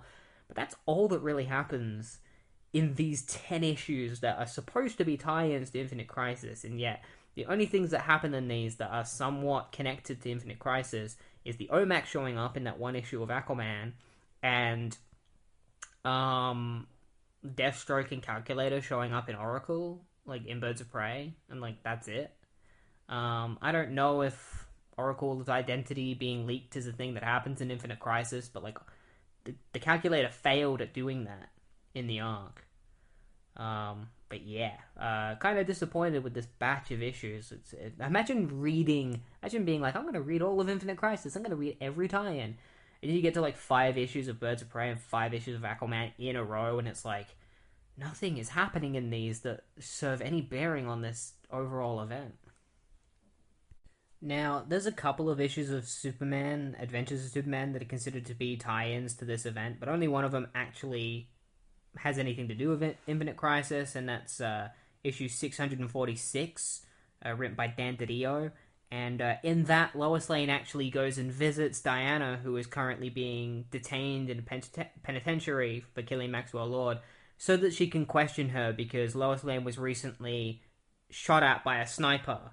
And so she's trying to figure out who shot her. And through her investigation, she figures out that it was Sacha Bordeaux. And Sacha Bordeaux admits that she was hired by Maxwell Lord in order to try and shoot Lois Lane. And so that's how this ties into Infinite Crisis. And that's all that happens in this. The rest of the story is just Clark trying to figure out the identity of a villain called Ruin, who was pretending to be Pete Ross. And then it turns out that the actual identity of Ruin is Emil Hamilton. And so Superman defeats Ruin and then swears that he will clear Pete's name. And that's it. That's all that really happens in these 2 issues of Adventures of Superman. So the next tie-in is another issue of Gotham Central, issue 38. This is just continuing the aftermath of what was previously set up, which is Crispin Allen trying to look for Jim Corrigan in order to help clear Renee Montoya's name after everything that's happened between them. And it ends with Crispin Allen finds, like, a cop who has been, like, killed or is, like, really badly injured and is dying, and he asks the cop, he's like, where is Corrigan? And then Jim Corrigan appears behind him and shoots Crispin to death. And so Crispin Allen is now dead. He just shoots him, and he's dead. It's pretty, it's Crispus Allen, sorry. Not Crispin Allen.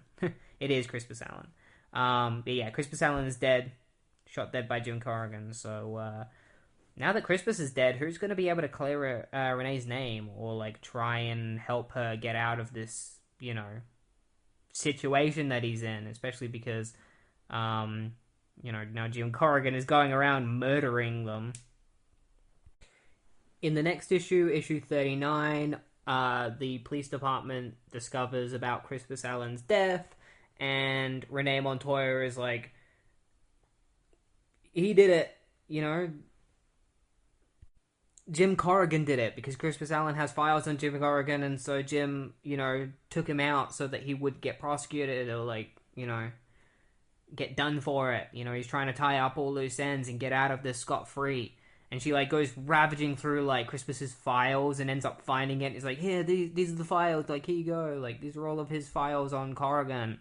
And then they end up going to the morgue where they meet with Nora Fields, who is the wife of Mr. Freeze. So I guess she's okay now. She's not, like... Unless she was never in a...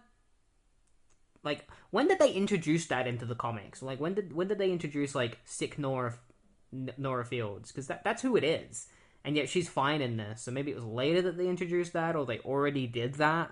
Like, they already retconned Mr. Freeze's wife being, like, in a coma, and she's not in a coma anymore. I don't know. But she's here, and she looks over the bodies, and she tells them what happened, and she tells them how Crispus died, how he was shot in the back 5 times, and they decide that they need to go and find Jim Corrigan and question him. And so that's what they do. They go to find Jim Corrigan, they find him, they ask him if they can question him, and he's like, yeah, sure. Because, like, Jim's prepared to, like, get out of this. He's got something up his sleeve that he's going to do that's going to allow him to get out of this scot-free. And so Renee Montoya meets with Dore, who is the wife of Crispus, and they're just both really afraid that, like, Jim Corrigan is going to get away with the murder of Chris. And so that's where the issue leads off, is when she's talking about how she's afraid that Jim Corrigan is going to get away with this. Jim is walking into the police precinct in order for questioning. So we'll see how that goes in the next issue, which is, I'm pretty sure, the final issue of Gotham Central. This is like the final arc. And so in the final issue of Gotham Central, issue 40, which ends incredibly. I've always thought of reading this series. Obviously, I've just read the ending to it, so it's kind of taken away a lot of, like, reading it, but I'm still sure it's great to read it anyway and get back to this point. But Jim Corrigan goes in for questioning, and he screws the precinct over because they can't pin it on him. Because they come to the conclusion that, like, they can put the gun in his hand, the one that was at the scene that likely killed Crispus, right? The one that was on the other police officer. Because they say that, like, there was a gun on the police officer, and Corrigan took it and used it to kill Crispus. But the bullets that were inside Crispus don't match the gun that Corrigan had. They were rifle bullets, while Corrigan had, like, a handgun. And there are some people that reckon that, like, he got custom-made bullets for his handgun that looked like rifle bullets, but they can't prove that. So they can't prove that Corrigan was the one that shot. Like, they can prove that the gun that Corrigan had may have shot Crispus, but they can't prove that it actually did, because they can't prove that the bullets that were in Crispus actually came from Corrigan's gun. So it kind of gets thrown up in the air, and, like, the case gets put on hold. And that really pisses Renee off, because she's kind of at her end point right now. Like, her partner's dead, and the guy that killed him is probably going to get away with it. She goes and has a conversation with Jake, who is the son of Crispus, and he just says to Renee, he's like, I'm sorry if I am telling you this, but I keep asking myself, like, why wasn't it you that died that night? And Renee's like, I've been asking myself that too. And then she just does the most badass thing ever, and she breaks into Jim Corrigan's apartment while he's in the middle of having sex. He just knocks out his partner with a gun, and then walks up to Corrigan and is literally going to shoot him. Like, Corrigan is begging for his life, being like, don't kill me, please, like, don't, I'm begging you. And Renee has, like, her gun at his head, and she's like, are you ready to die, Corrigan?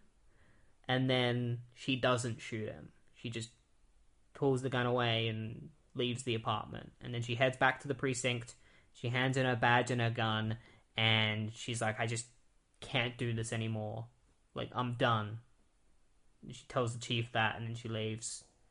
And she quits Gotham Central, and that's it. That's how it ends. The interesting thing about Crispus Allen's death is that it becomes very important later. and you'll see why. There's a reason he was killed off. It's not going to be for nothing. It actually leads to something. Alright, so the next time we're talking about is Wonder Woman issue 223, written by Greg Rucka with art by Michael Baer, Ray Snyder, Richard Horry, Cliff Richards, and Rags Morales.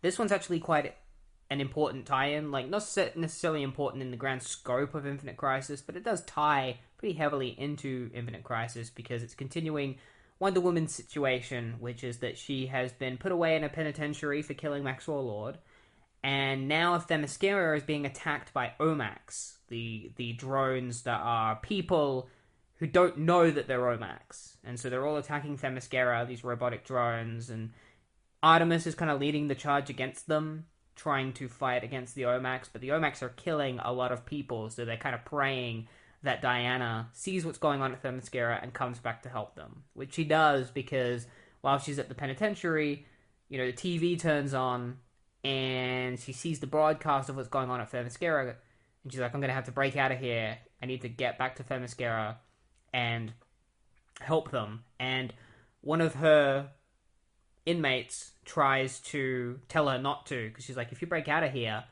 like, how are you ever going to be defended, because you've broken out of prison. And Diana's just like, I don't care, I need to get back to Themyscira, and I need to save my people. So, yeah, she heads off to Themyscira. Meanwhile, there's this group called, Io's Workshop, which is, Artemis's group, and it's where she gets all of her technology and stuff, because unlike most of the Themyscirans, Artemis's group believes more in using weapons and technology and things. So they look a lot more like modern-day soldiers. So they're grabbing all these, weapons and guns and stuff so that they can combat against the Omax. But Artemis is starting to lose ground because, she just keeps seeing more and more of her people getting killed by Omax. And it also doesn't help that the army isn't helping them at all. Etta Candy is trying to get her forces to help Themyscira, but they're like, this is not our jurisdiction. We'll only help Themyscira if the Omax attack us, but, we can't do this. And you're going to have to take it up with Steve Trevor, your superior, and your husband, if you want to help Themyscira. And Themyscira currently has a shield that's kind of protecting them, but the Omax will eventually break through it and all swarm Themyscira because they are adapting to Themyscira's technology. So Artemis almost gets killed by a Omax. She has a shield on, the Omax shoots her, and the shield is able to protect her, but it also shuts down the shield, and so the Omax goes to blast her again and kill her. But then Diana just comes out of nowhere and breaks the Omax's neck, and then, smashes it into the ground. I'm assuming her twisting its neck is supposed to be a sick callback to her killing Maxwell Lord, we wanted to remember that. And she helps Artemis up, and basically tells Artemis that it was all her fault. The reason why the Omax have come to Themyscira is because she killed Maxwell Lord, and so the Omax are trying to kill her. And Artemis is like, well, you're going to have to make this up to us. Get me to my workshop while you take care of the Omax. And so Artemis goes back to her workshop where she grabs a jetpack and puts it on. And then Diana goes and fights the Omax. She's like, you wanted me? Then come for me. And all the Omax come flying in. There's hundreds of them and they all swarm Diana. And she just starts fighting against them. It's really great. There's a splash page of just her being surrounded by hundreds of Omax. And they were target acquired. She starts fighting the Omax, and Artemis has her jetpack, and it actually ends with Diana being swarmed by Omax and overrun by Omax. And the last shot is her hand kind of peering through all these Omax as they begin piling on top of her, and we'll find out what happens to Wonder Woman in a later tie-in. But for now, we're going to be moving on to something else. So the next time I'm going to briefly talk about is JSA Classified 4. There's not really a lot to talk about, but there is something interesting with this issue, is that it kind of sets up Power Girl's role in Infinite Crisis, because she's going to show up. And, because Power Girl originally came from Earth 2, she doesn't remember that she came from Earth 2, but Psycho Pirate does. And so this issue involves Psycho Pirate kind of just messing with Karen's mind and being like, remember you came from Earth too, right? And like, because she doesn't remember, she just thinks that he's like babbling and going on and making up stuff just to mess with her. And he's like, all you really wanted is to matter, you know, and if you just let me reveal to you the truth, then you will matter.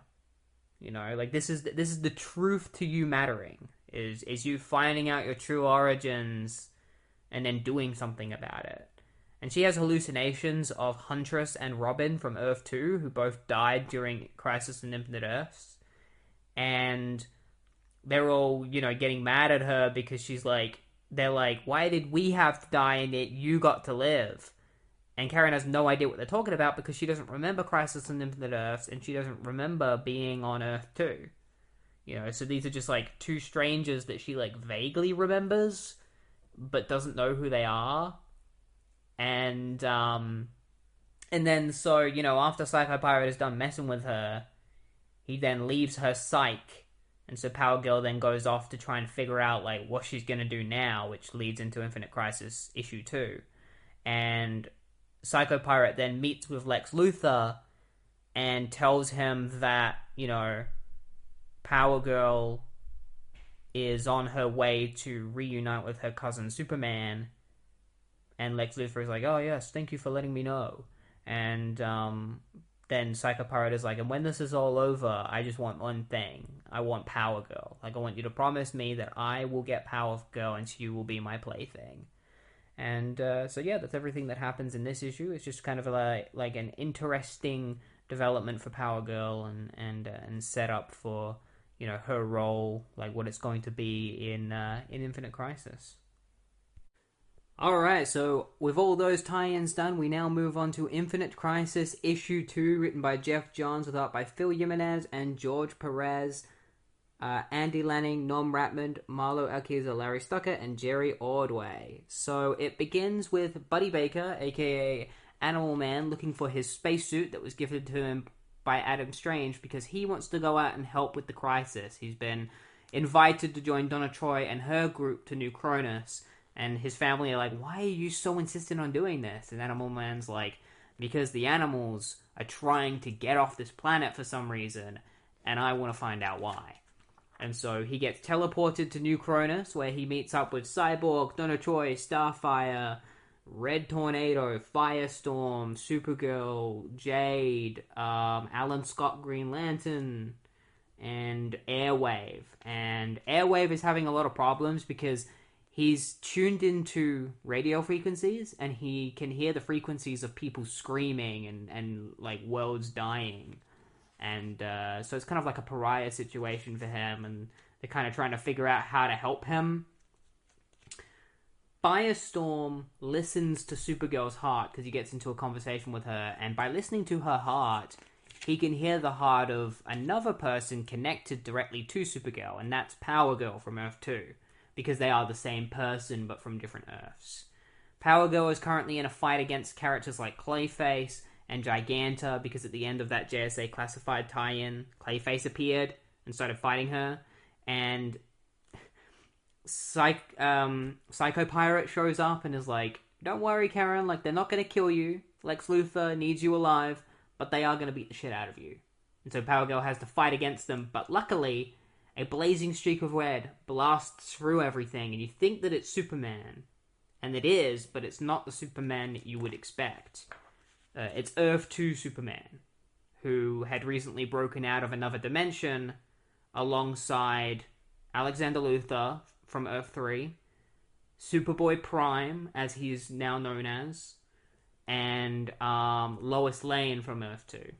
So he reunites with Power Girl, who is from his Earth. But Power Girl doesn't remember who he is, because she doesn't remember her time on Earth 2.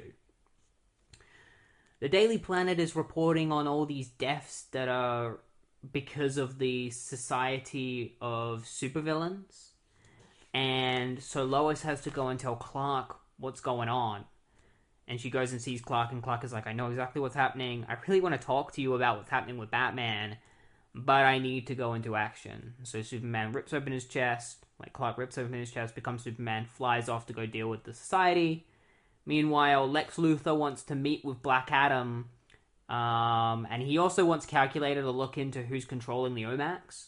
But he's like, our situation is getting a little bit dire, so I would like to meet with Black Adam right now.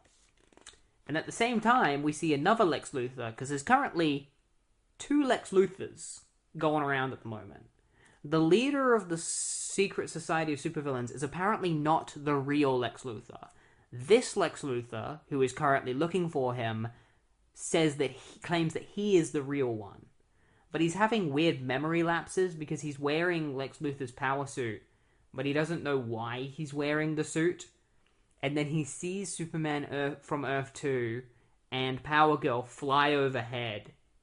And he just has kind of a menacing look on his face. So he's kind of like, like, what are they doing? Like, why is Superman flying over ahead of me? And who's that with him? And so Power Girl is brought to Alexander Luthor by Superman Earth 2, where she meets up with Superboy Prime. And they explain to her that, like, this Luthor is not an evil Luthor.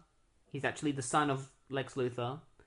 And then they explain to her everything that happened with Crisis on Infinite Earths. The whole history. And if you want to hear about that, you can go listen to my episode where I talked about Crisis on Infinite Earths. But they explain how they fought against the Monitor, the universe was destroyed, and then rebuilt. A new Earth was created. And because there was no place for the Superman of Earth 2 and Superman Prime and Superboy Prime and Alexander Luthor and Lois Lane, like, they were sent to their own little dimension. And they lived there for a long time. But their dimension began to decay.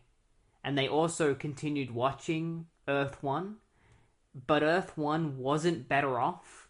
It actually ended up just, like, things got worse and worse on Earth 1 as they were watching. You know, like, superheroes were becoming evil and were dying and stuff. It's not the kind of Earth that Superman from Earth 2 was hoping for. And so he felt the need to break out of this dimension so that he could save Earth 1. Because he believed it needed saving, like it needed redeeming. The reason why their dimension started decaying, like their heaven that they were sent to started decaying, isn't because Earth 1 was becoming more evil or dark. It's actually because the Lois Lane of Earth 2 is dying. Like, she's aging rapidly and she's gonna die soon. Meanwhile, Booster Gold appears from the 25th century. He appears in the present day, hoping that he got there before the Watchtower was destroyed. But the Watchtower is already destroyed, so he realizes it's already too late. The crisis has already begun. So he tells Skeets to help him locate all of his Justice League members, which include, like, Martian Manhunter, Fire, Guy Gardner, you know, the Justice League International. So he goes searching for them. Actually, no, he doesn't. At first he asks about it, but then he says, we'll put that on the back burner. Right now, we need to look for Ted Kord's Scarab. Wherever it is. Because the Scarab is currently missing. Because it landed in Mexico after the Rock of Eternity blew up. The Joker is holding King from the Royal Flush Gang hostage, basically to question him on why the Secret Society hasn't recruited him.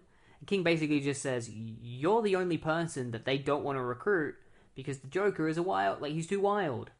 And then the Joker kills him. And then as he's walking away, you see all the dead bodies of the rest of the Royal Flash Gang. He's like, that's not funny. So Power Girl turns to Superman of Earth 2 and is like, I know you're telling me all this, but, like, I don't remember who you are.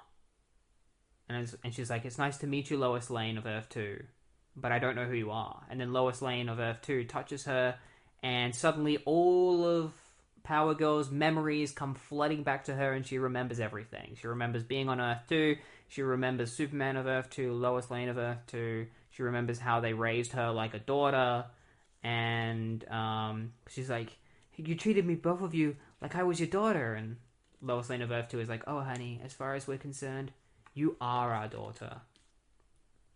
Meanwhile, Bruce Wayne is looking through his computers, trying to, like, listen to recordings and stuff to learn more about Brother Eye. And then Brother Eye gets into communication with him and basically just says to him, there's nothing you can do to stop me. You know, last time you set off like a big electromagnetic pulse, which destroyed like half of my Omax, but that's not going to work a second time. And you're not going to stop us from destroying people like Wonder Woman. You know, at this point in time, the Omax are attacking Themyscira, so we get a little shot of like Wonder Woman fighting against the Omax alongside Artemis.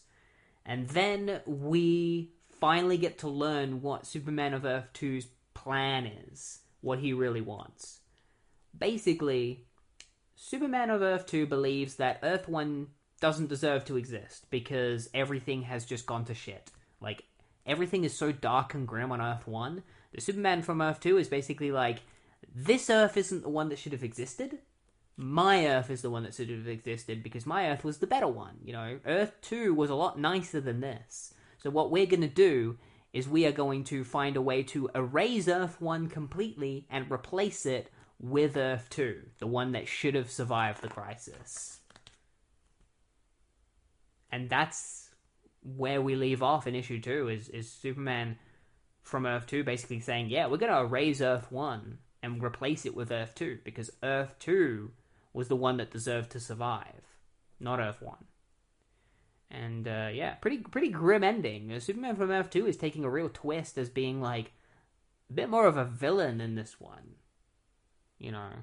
Or at least very morally grey, dipping more towards the villainous side. Not fully evil villain, but doing what he thinks should be done, and that Earth 1 should basically be mercy killed because it's gone too far into darkness and become too grim of an Earth that it can't be redeemed and therefore needs to be purged and replaced with an Earth that is much cleaner and nicer and less grim.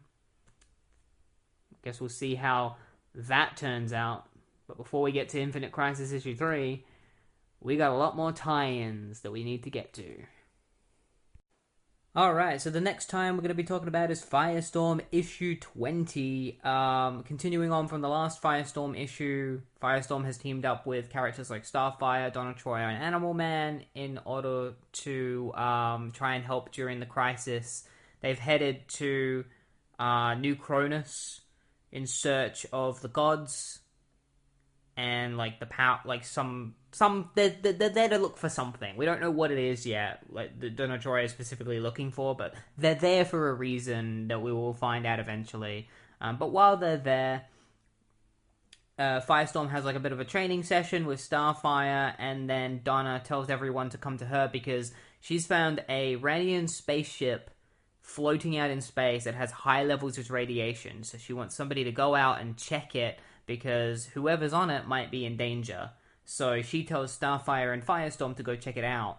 But then a bunch of Thanagarians enter their space, and so she's like, alright, Starfire, you're going to need to stay here and defend us.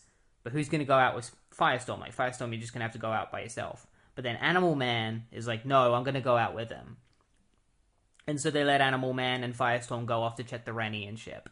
The reason why Animal Man wants to go to the Renian ship is because he sensed that there was some kind of animal on the ship that was very old and very wise, and he wants to make sure that that animal is safe.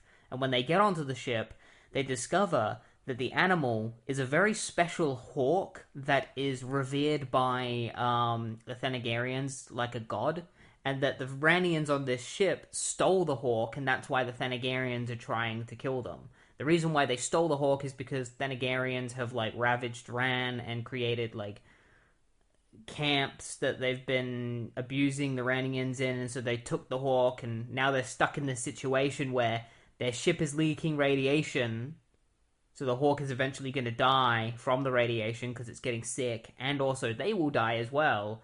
But also the Thanagarians aren't going to outright kill them. So, like, they're just... because they don't want to accidentally kill the hawk. So they're kind of waiting for the Renians to die so that they can then receive the hawk. So, Animal Man goes to fight the Thanagarians in order to protect the Ranians by using the powers of the hawk, while Firestorm remains behind and talks to the two Renians, because his goal is to figure out how to stop the radiation leak, because he has his nuclear powers, but he doesn't know how to do it. Like, he doesn't know how a Ranian engine works. And the Ranians don't know how the engine works either, because one of them was just a botanist and the other one is just like a guy from Ran. Like, neither of them are scientists or anything.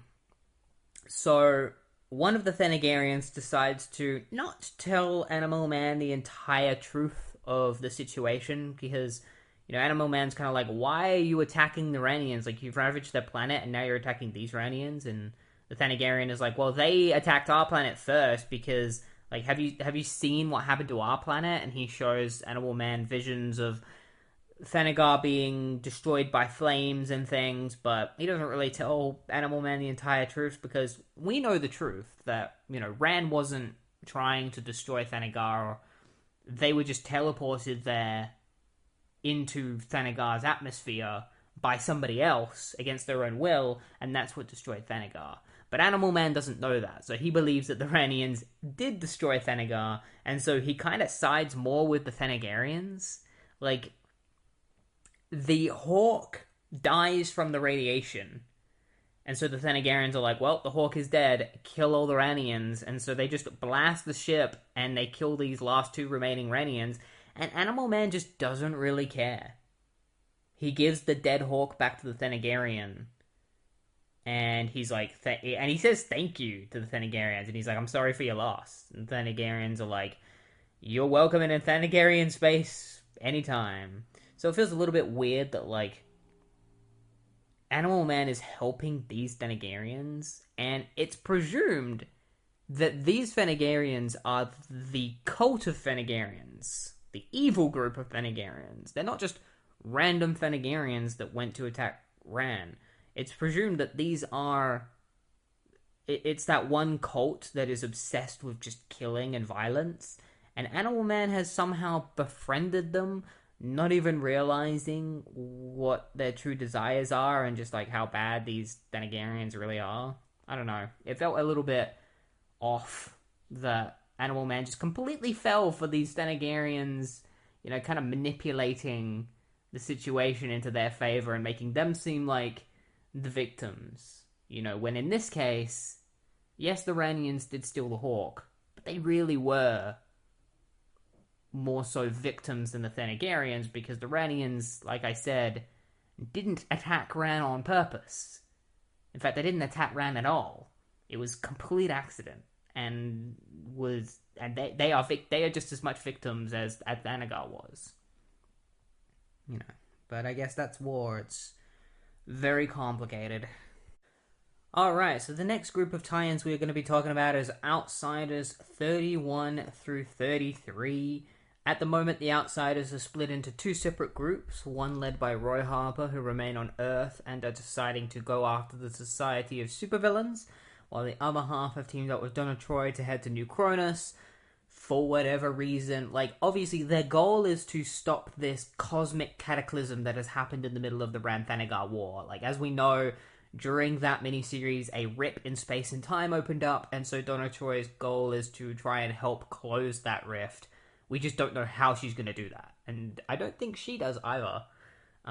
So with Donna Troy's group, Starfire suddenly senses the power of Exhal, who is the goddess of the Themyscirians. But Exhal is dead, which leads Starfire to believe that maybe she was resurrected. You know, because a dead god suddenly being sensed again is kind of a miraculous thing.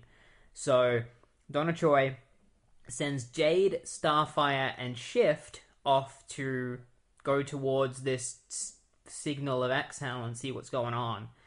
So, using a special sphere, it's like a travel sphere, they travel to, like, the other side of the universe where whatever the source of Exhal's power is coming from. And when they get there, they end up in this weird alien room, and all of a sudden, all of these, like, beams start, like, shooting at them. And so, like, Shift gets hit by, like, an energy beam, and so does Jade and Starfire.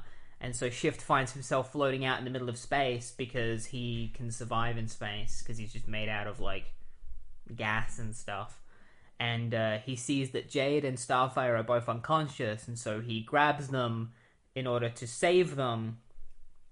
And as he's doing this, somebody begins talking to him in his mind through telepathy. Because he's kind of like, who could have done this to us? Like, who suddenly shot at us? And this voice in his mind is like, it was probably me. And he turns around to find Blackfire standing in his way. And he's like, what? How are you, like, talking in my mind? She's like, they call it telepathy, and it's something that you normally get when you have the powers of a goddess. So, as we know, last time we saw Blackfire, she was in the Ranthanagar War. Now it seems she has somehow gained the powers of Exile itself, and has become a godlike being. And so we'll find out what happens to Shift. Is he going to fight Blackfire? I'm assuming Starfire is going to fight Blackfire. But yeah, we'll find out in issue 32. Alright, so in issue 32 we have two different things going on at the same time.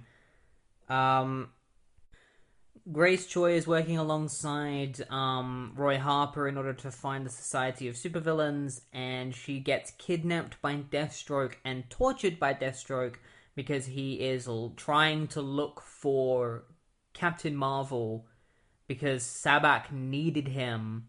And so Deathstroke wants to know why he needed him, and so he wants to know the whereabouts of Captain Marvel. And Grace just refuses to tell him anything, and by the end of the issue it turns out that it's not actually Deathstroke, it's Roy Harper in disguise, and he was pretending to be Deathstroke so that he could fake a torture session with Grace, like a questioning, so that the Society of Supervillains would get off of the Outsiders' back.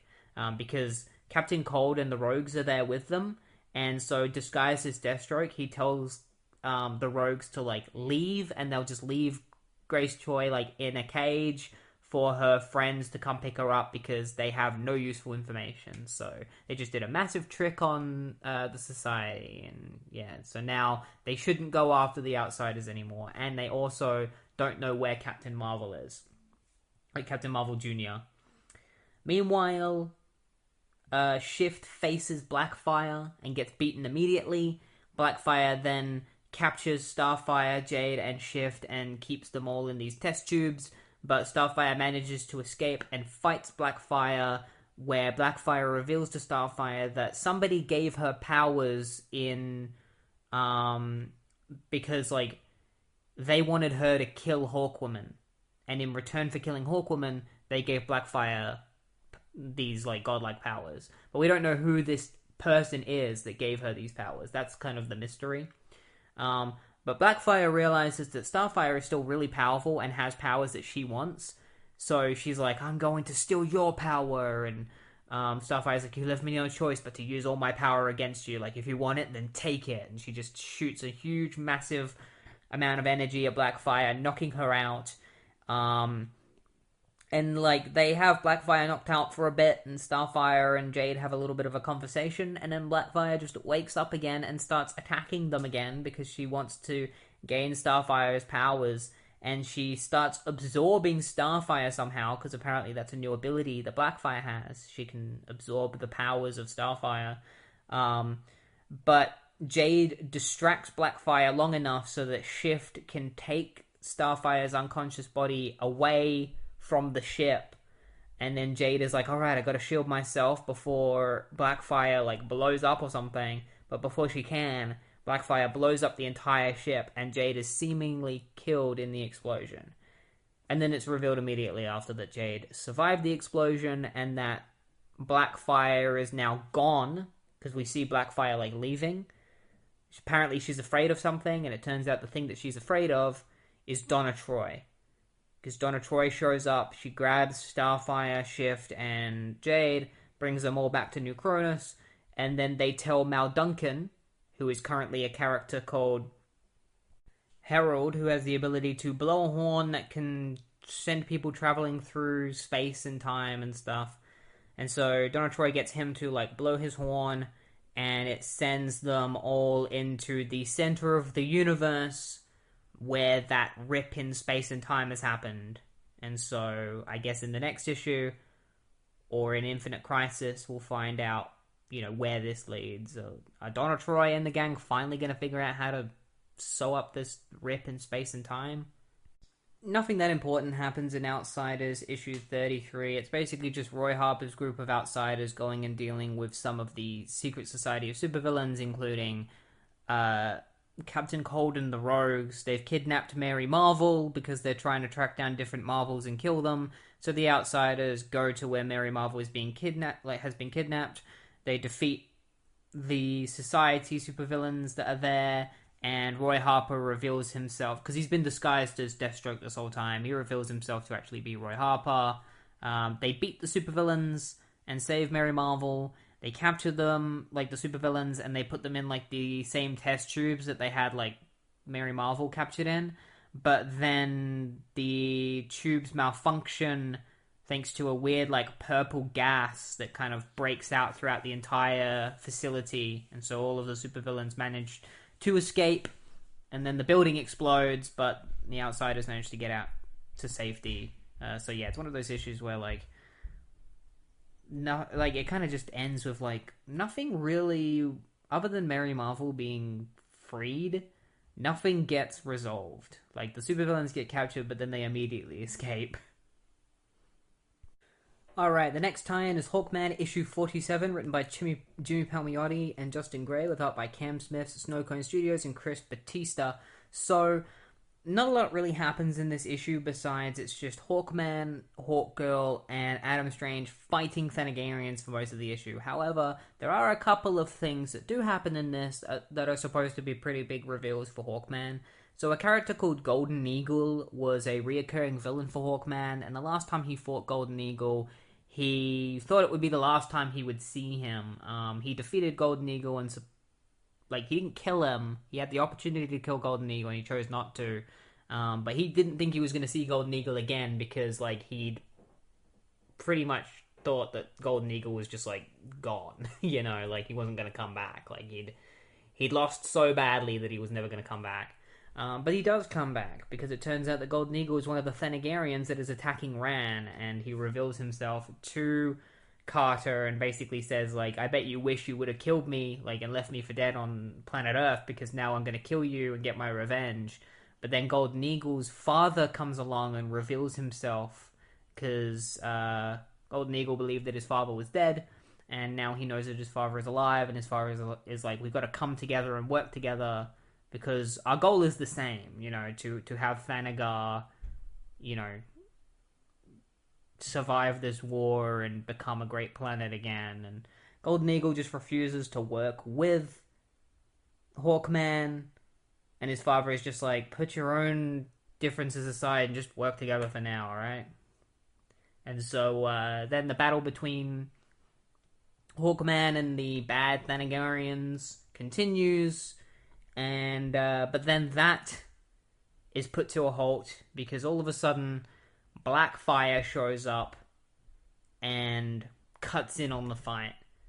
This is presumably taking place after those Outsider issues, so I guess she ran away when Donna Troy came along and then immediately went to Ran and decided to attack the Hawkman and Adam Strange and Hawkgirl. I would assume that that's what's happened. I am reading these in chronological order, the order that that DC has created. They said that this is the reading order. Issue 48 of Hawkman is basically just more of issue 47 of Hawkman, except it's Hawkman and Adam Strange and Hawkgirl fighting something else. So Blackfire arrives and she immediately kills Golden Eagle's father, because Golden Eagle was like, don't listen to this witch, she's lying. So she just kills him, and that causes an all-out war between, you know, Hawkman, Hawkgirl, like the Thanagarians and the Tamaranians, and so they're all fighting Blackfire. And then Kyle Rayner and Kilowog show up, and they also fight Blackfire, but then Blackfire manages to get away, and then Kyle and Kilowog just don't show up for the rest of the issue. And so Hawkman and Hawkgirl decide to explore Ran for a little bit. They find that a lot of it has been ravaged. They find a couple of Ranians who are taking shelter from the war, and then all of a sudden they get attacked by Durlans, who are another species of aliens, and so Hawkman and Hawkgirl and Adam Strange have to fight against the Durlans, which they do. They fight the Durlans and succeed in defeating these Durlans and saving, these little kids and, refugees. And then Hawkman and Hawkgirl go home and sleep. And they sleep together. And that's it. That's basically everything that happens in issue 48. It's really worth talking about. There is a sweet moment where Golden Eagle takes his father's corpse to Thanagar just to show him some of the peaceful parts of Thanagar, like the lush forest and things, because he's like, I wish you were alive to be able to see this, father. So that's a sweet moment. And same with Hawkman issue 49. It's basically just the same as the last two issues. There's a lot of stuff between Hawkman and Hawkgirl talking about their feelings with each other and everything that's going on outside of the crisis, the fact that they're falling in love with each other and all that. Then the rest of the issue is just Hawkman, Adam Strange, Hawkgirl, Kyle Rayner, Kilowog all teaming up to fight against the remaining alien forces and spaceships that are in space that are threatening the Thanagarians and Iranians. And so they charge ahead into this huge battlefield of ships straight towards the tear in space and time. And the final shot of the comic involves Hawkman turning to Kendra and saying, like, no matter what happens to us, like, I love you. And then they head straight into, it looks like they're heading straight into the rift. And that's where it ends. It ends on that little cliffhanger that will probably be resolved in Infinite Crisis, I would hope. Especially because these two characters are very important in the Rann-Thanagar War, which ties heavily into Infinite Crisis. So I would assume that this plot thread would get wrapped up either in Infinite Crisis, where we find out what happened to Hawkman and Hawkgirl, or in the Rann-Thanagar War special one-shot that is also in Infinite Crisis. We'll probably find out in one or the other. The next tie-in is Superman issue 225, written by Mark Verraden, with art by Rob Lean, Maria Baines, Ed Baines, Alex Lay, Rod Reyes, and Elton Ramalho. I was going to talk about it, but then I read it and decided not to, because nothing happens in it that's important to Infinite Crisis at all. Infinite Crisis is mentioned because Superman mentions that he needs to take part in it, but he can't because Metropolis gets attacked by pretty much every Superman villain that exists at this point in time, and so he has to go fight them all. And meanwhile, Superboy is dealing with the fact that he refuses to be Superboy. Like, Connor Kent is just like, I feel like I need to be Superboy. Nah, I'm not gonna do it. I'm not gonna be Superboy. There's no real reason for me not to be Superboy. My reasons are pretty thin. But I'm just not gonna do it. I don't feel like it, because I'm too afraid of becoming evil again. For some reason. I don't know how Connor Kent just putting on a shirt with a red Superman symbol on is gonna make him evil, but apparently that's what Connor believes. The next tie-in is JSA issue 81, written by Geoff Johns, with art by Arth Thibbett, John Caliz, and Dale Eaglesham. And I'm not going to talk about this one because, sadly, it doesn't tie into Infinite Crisis at all, and instead just focuses on Stargirl and the JSA fighting a bunch of villains during the crisis. But, it doesn't really mention the crisis that much, and just has nothing to really do with it. And I'm not here to talk about JSA. Maybe sometime in the future I'll sit down and I'll talk about Geoff Johns' JSA and read it for myself, but that's not what we're here for. We're here for Infinite Crisis stories and tie-ins. Alright, the next tie-in is another issue of Aquaman. Aquaman issue 37. We're finally getting to one that really does actually tie into Infinite Crisis quite a bit, because the Spectre shows up and attacks Atlantis. His goal is to steal Tempest's magic, because Tempest has magic and Spectre wants to steal all magic and kill it. So he attacks Atlantis by sending all of these dead Atlantean soldiers into Atlantis to fight Tempest. Meanwhile, Aquaman's off fighting Ocean Master, but we don't care about that. We're focusing on Tempest fighting the Spectre, and Tempest is really strong. He actually manages to use some of his magical power to cause Spectre to fall backwards. He claps his hands together, sending out a shockwave of energy that hits the Spectre and causes the Spectre to lose his balance a bit. And that surprises the Spectre. He's like, wow, Shrimp, you're a lot more powerful than I thought you were, but you're still not powerful enough to defeat me. Tempest summons the power of the Kraken which is one of the deadliest sea creatures, and it attacks the Spectre. And they see that the Kraken is hurting the Spectre. They're like, oh my god, like the Kraken's actually hurting them. Like, this is great. But then the Spectre just grabs the Kraken's like tentacles and just rips the Kraken into pieces without barely using any of his strength. And then he turns to Tempest and he basically just goes like, give me your magic power. Like, there's no way you can stop me from destroying Atlantis because I am the Spectre and I'm all powerful and you are but a shrimp to me. And so he steals all of Tempest's magic power and then just lays destruction over Atlantis. He completely destroys everything, killing thousands of Atlanteans. And that's how it ends. It ends, like, really grimly, where, like, Spectre wins. He beats Tempest, he destroys Atlantis, and meanwhile, Aquaman is in a different part of the ocean fighting Ocean Master. Suddenly somebody comes to him and says, like, Aquaman, like, something terrible has happened. It's Atlantis. And Aquaman's like, what? Atlantis? What happened to Atlantis? And the final shot we see is of Spectre walking away from Atlantis, and we just see, like, all the dead bodies and debris and everything. It's pretty horrific. I really enjoyed this tie-in. I thought it was great. This is the kind of tie-ins that I like, you know? They're not like important overall to the event. Like, you don't have to read them to understand everything, but it's just a cool side story to the event that you can read where you're like, oh, here's Spectre attacking Atlantis and destroying Atlantis. Like, isn't that really cool? You know, just seeing how twisted the Spectre has become by this point.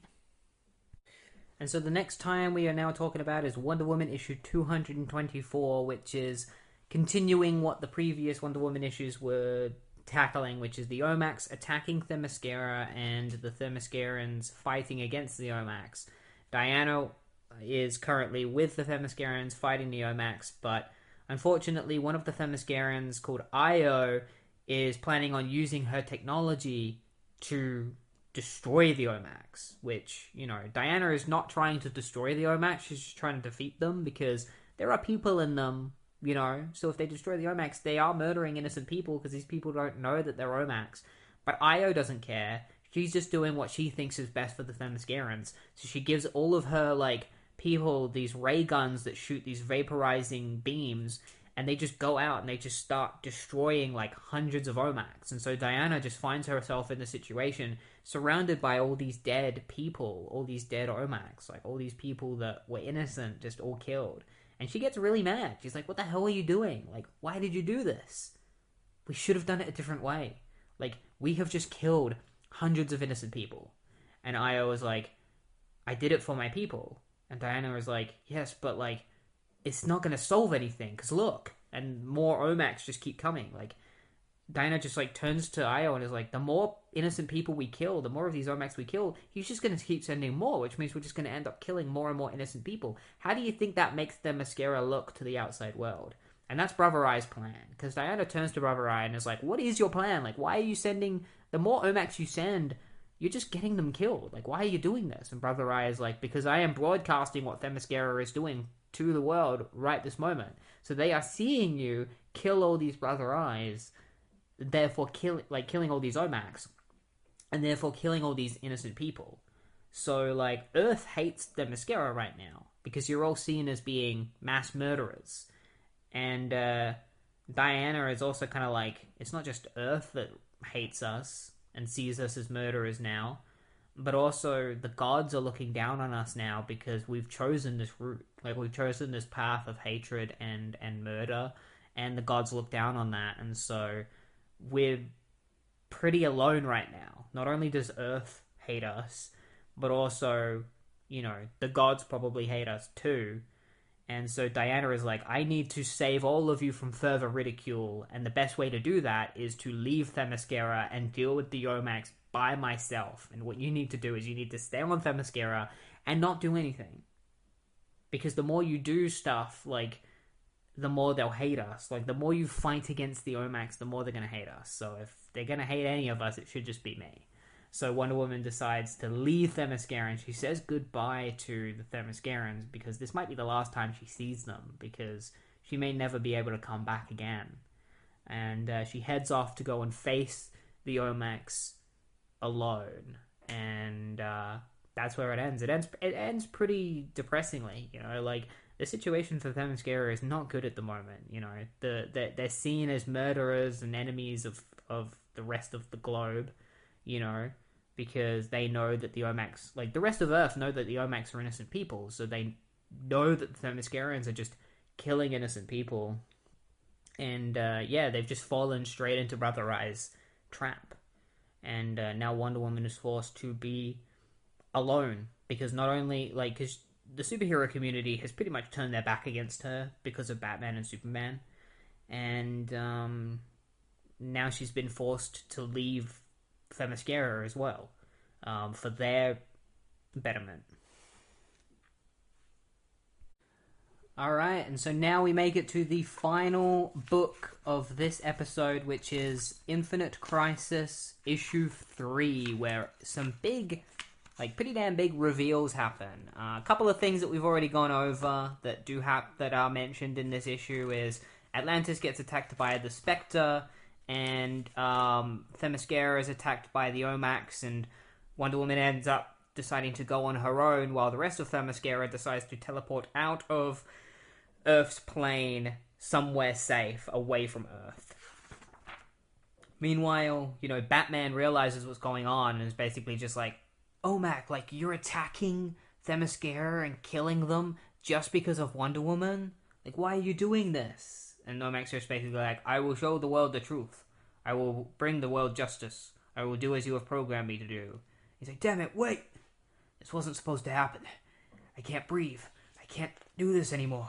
God, I just wish I could start over. At the same time, he's having flashes of memories of his parents being shot and Jason Todd dying, and that's when a voice, Batman hears a voice. It's Bruce, and a mysterious figure approaches him. It's you can start over. Superman? Yeah, but not the one you know. Not yet. And this Superman reveals himself to be Earth 2 Superman. So Earth 2 Superman comes to Batman with, asking for his help. He basically says to Batman, I want to bring back my Earth, and I want you to help me. Because my Earth is better than your Earth. It's a lot nicer. Look at this. This is the Gotham on my Earth. Compare it to your Earth. It looks so much nicer. Yes, it had its grim days, but there were always bright days instead of it just being dark and gloomy all the time. And Batman's like, what's going to happen to Earth 1 if I do help you bring back Earth 2? And Superman's like, well, all the people on Earth 1 will be folded into my reality. And Batman's like, you mean they're going to die? And Superman's like, no, they're not going to die. They're just going to be replaced by the people on my Earth. And then Batman turns to Superman of Earth 2. He's like, let me just ask you one question. The Dick Grayson on my Earth, is he a dark reflection of your Dick Grayson? And Superman of Earth 2 is like, no. And Batman's like, that's all I needed to know. I'm not gonna work with you. And he, grabs out his kryptonite ring and shines it at Superman of Earth 2. And it doesn't work on Earth 2 Superman because he's the kryptonite doesn't come from his Earth. And so he just uses his heat vision to melt Batman's finger.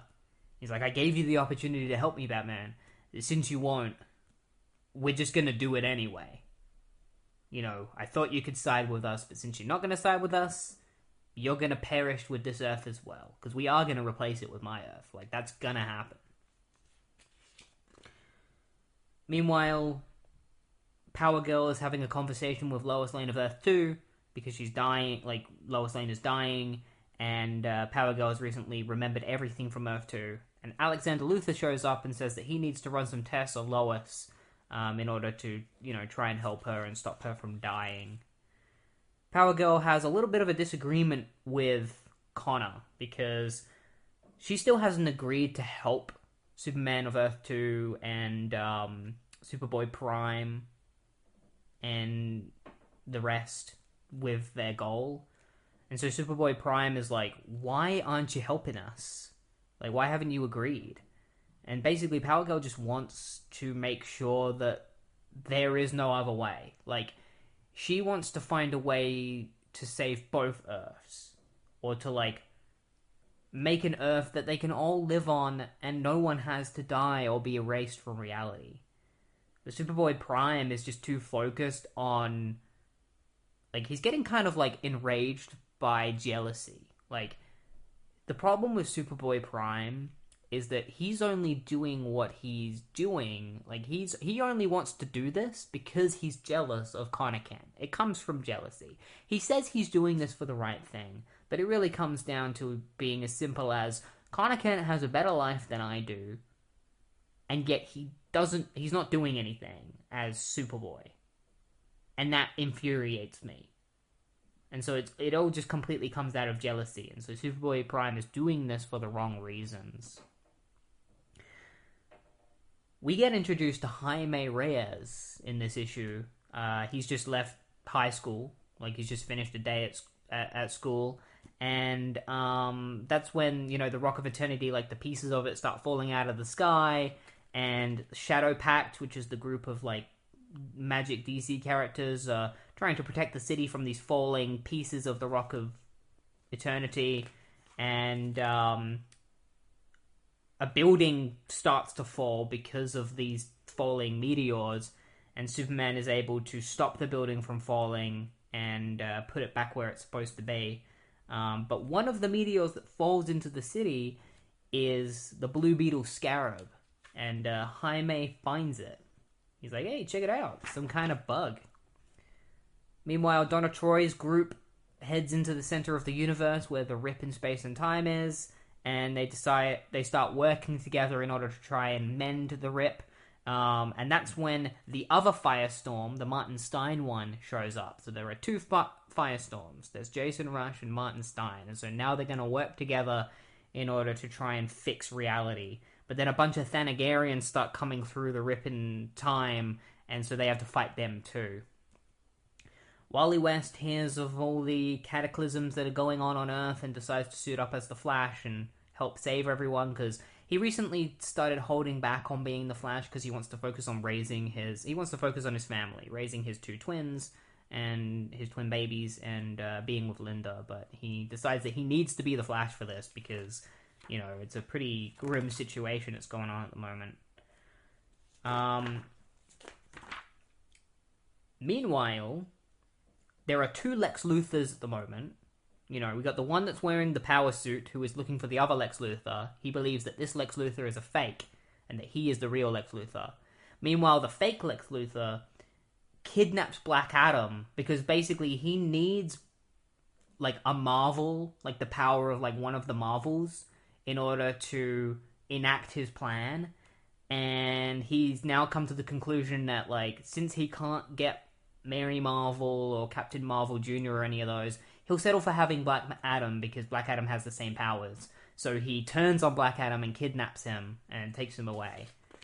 Meanwhile, like, at that very moment, the fake Lex Luthor comes face to face with the real Lex Luthor, the one who says he's the real one. They finally meet each other, and it causes some problems because the fact that they're meeting each other causes, like, one of the Lex Luthor's heads to start, like, his head starts hurting, and it's because the fake Lex Luthor is apparently a lot smarter than the real Lex Luthor, and he also has superpowers as well. He has, like, dark energy powers that he can use, and we finally get the reveal of who this fake Lex Luthor actually is, because he's not really Lex Luthor. He is Alexander Luthor. The whole time, this Lex Luthor that has been leading the secret society of supervillains has been Alexander Luthor the entire time. So Alexander Luthor fights Lex Luthor, and Lex Luthor loses because Superboy Prime shows up and just rips his suit off and then goes to kill Lex, but Lex teleports away. And so Alexander Luthor's like, a teleporter, probably short range. And Superboy's like, where? He's like, let me go find him. Let me get out of here. You know what I can do when I'm in that yellow sun? It's like, no, not until the tower is ready. And so what is this tower that Alexander Luthor is referring to? Well, Power Girl finds out herself when she heads back to Earth 2 Superman's like Fortress of Solitude that he's currently in, where they're keeping like the Lois Lane of Earth 2. She heads in there and she finds a massive tower built inside it where Martian Manhunter, like basically all the people that have gone missing are attached to this tower. We got Captain Atom, Martian Manhunter, Black Adam, the Ray, and part of the tower, like it looks like the tower is made out of part of the Anti-Monitor, because the Anti-Monitor, who was the villain of Crisis on Infinite Earths, his head and like shoulders are like a part of this tower. So this is when Power Girl kind of realizes like what's going on, because she asked Martian Manhunter what happened, and he tells her that a version of Superman had kidnapped him. And as soon as she realizes what he's talking about, she gets hit from behind by Superboy Prime, and Alexander Luthor and Superboy Prime appear, and Superboy Prime's like, I told you she wouldn't help us. I told you. And Alexander Luthor is like, Kara will help us, Superboy, and so will Kal-El, whether they like it or not. And at the same time, Batman also realizes what's going on, because he gets footage from the night that the Watchtower is attacked, and he sees Martian Manhunter come face to face with Earth 2 Superman, and Batman discovers that Earth 2 Superman was the one that attacked Martian Manhunter and kidnapped him. And so that's where Infinite Crisis issue 3 ends. It ends on that cliffhanger. All these huge plot details being revealed. And that's going to be the end of this episode of the show. So next week we will continue and finish Infinite Crisis. So I hope you enjoyed this week's episode. Infinite Crisis is a mammoth of an event, and I was happy to be able to get through like over 40 books. You know, it really helps, you know, reading these tie-ins and deciding which ones are worth talking about and which ones are just worth briefly mentioning, you know, instead of talking about every single one for like 10 minutes. So far, I'm really enjoying Infinite Crisis. There's a lot going into it. It can be a bit hard to wrap your head around everything, but as long as you've read like the prelude comics to it, it's pretty easy to grasp what's going on in Infinite Crisis. I can't imagine reading Infinite Crisis without reading like Countdown to Infinite Crisis and Around Thanagar War and stuff, because like I'm sure you can, but I imagine it must be really confusing if you read this before reading like any of that other stuff. But yeah, I hope you enjoyed this episode, and I'll see you next week for Infinite Crisis Part 2.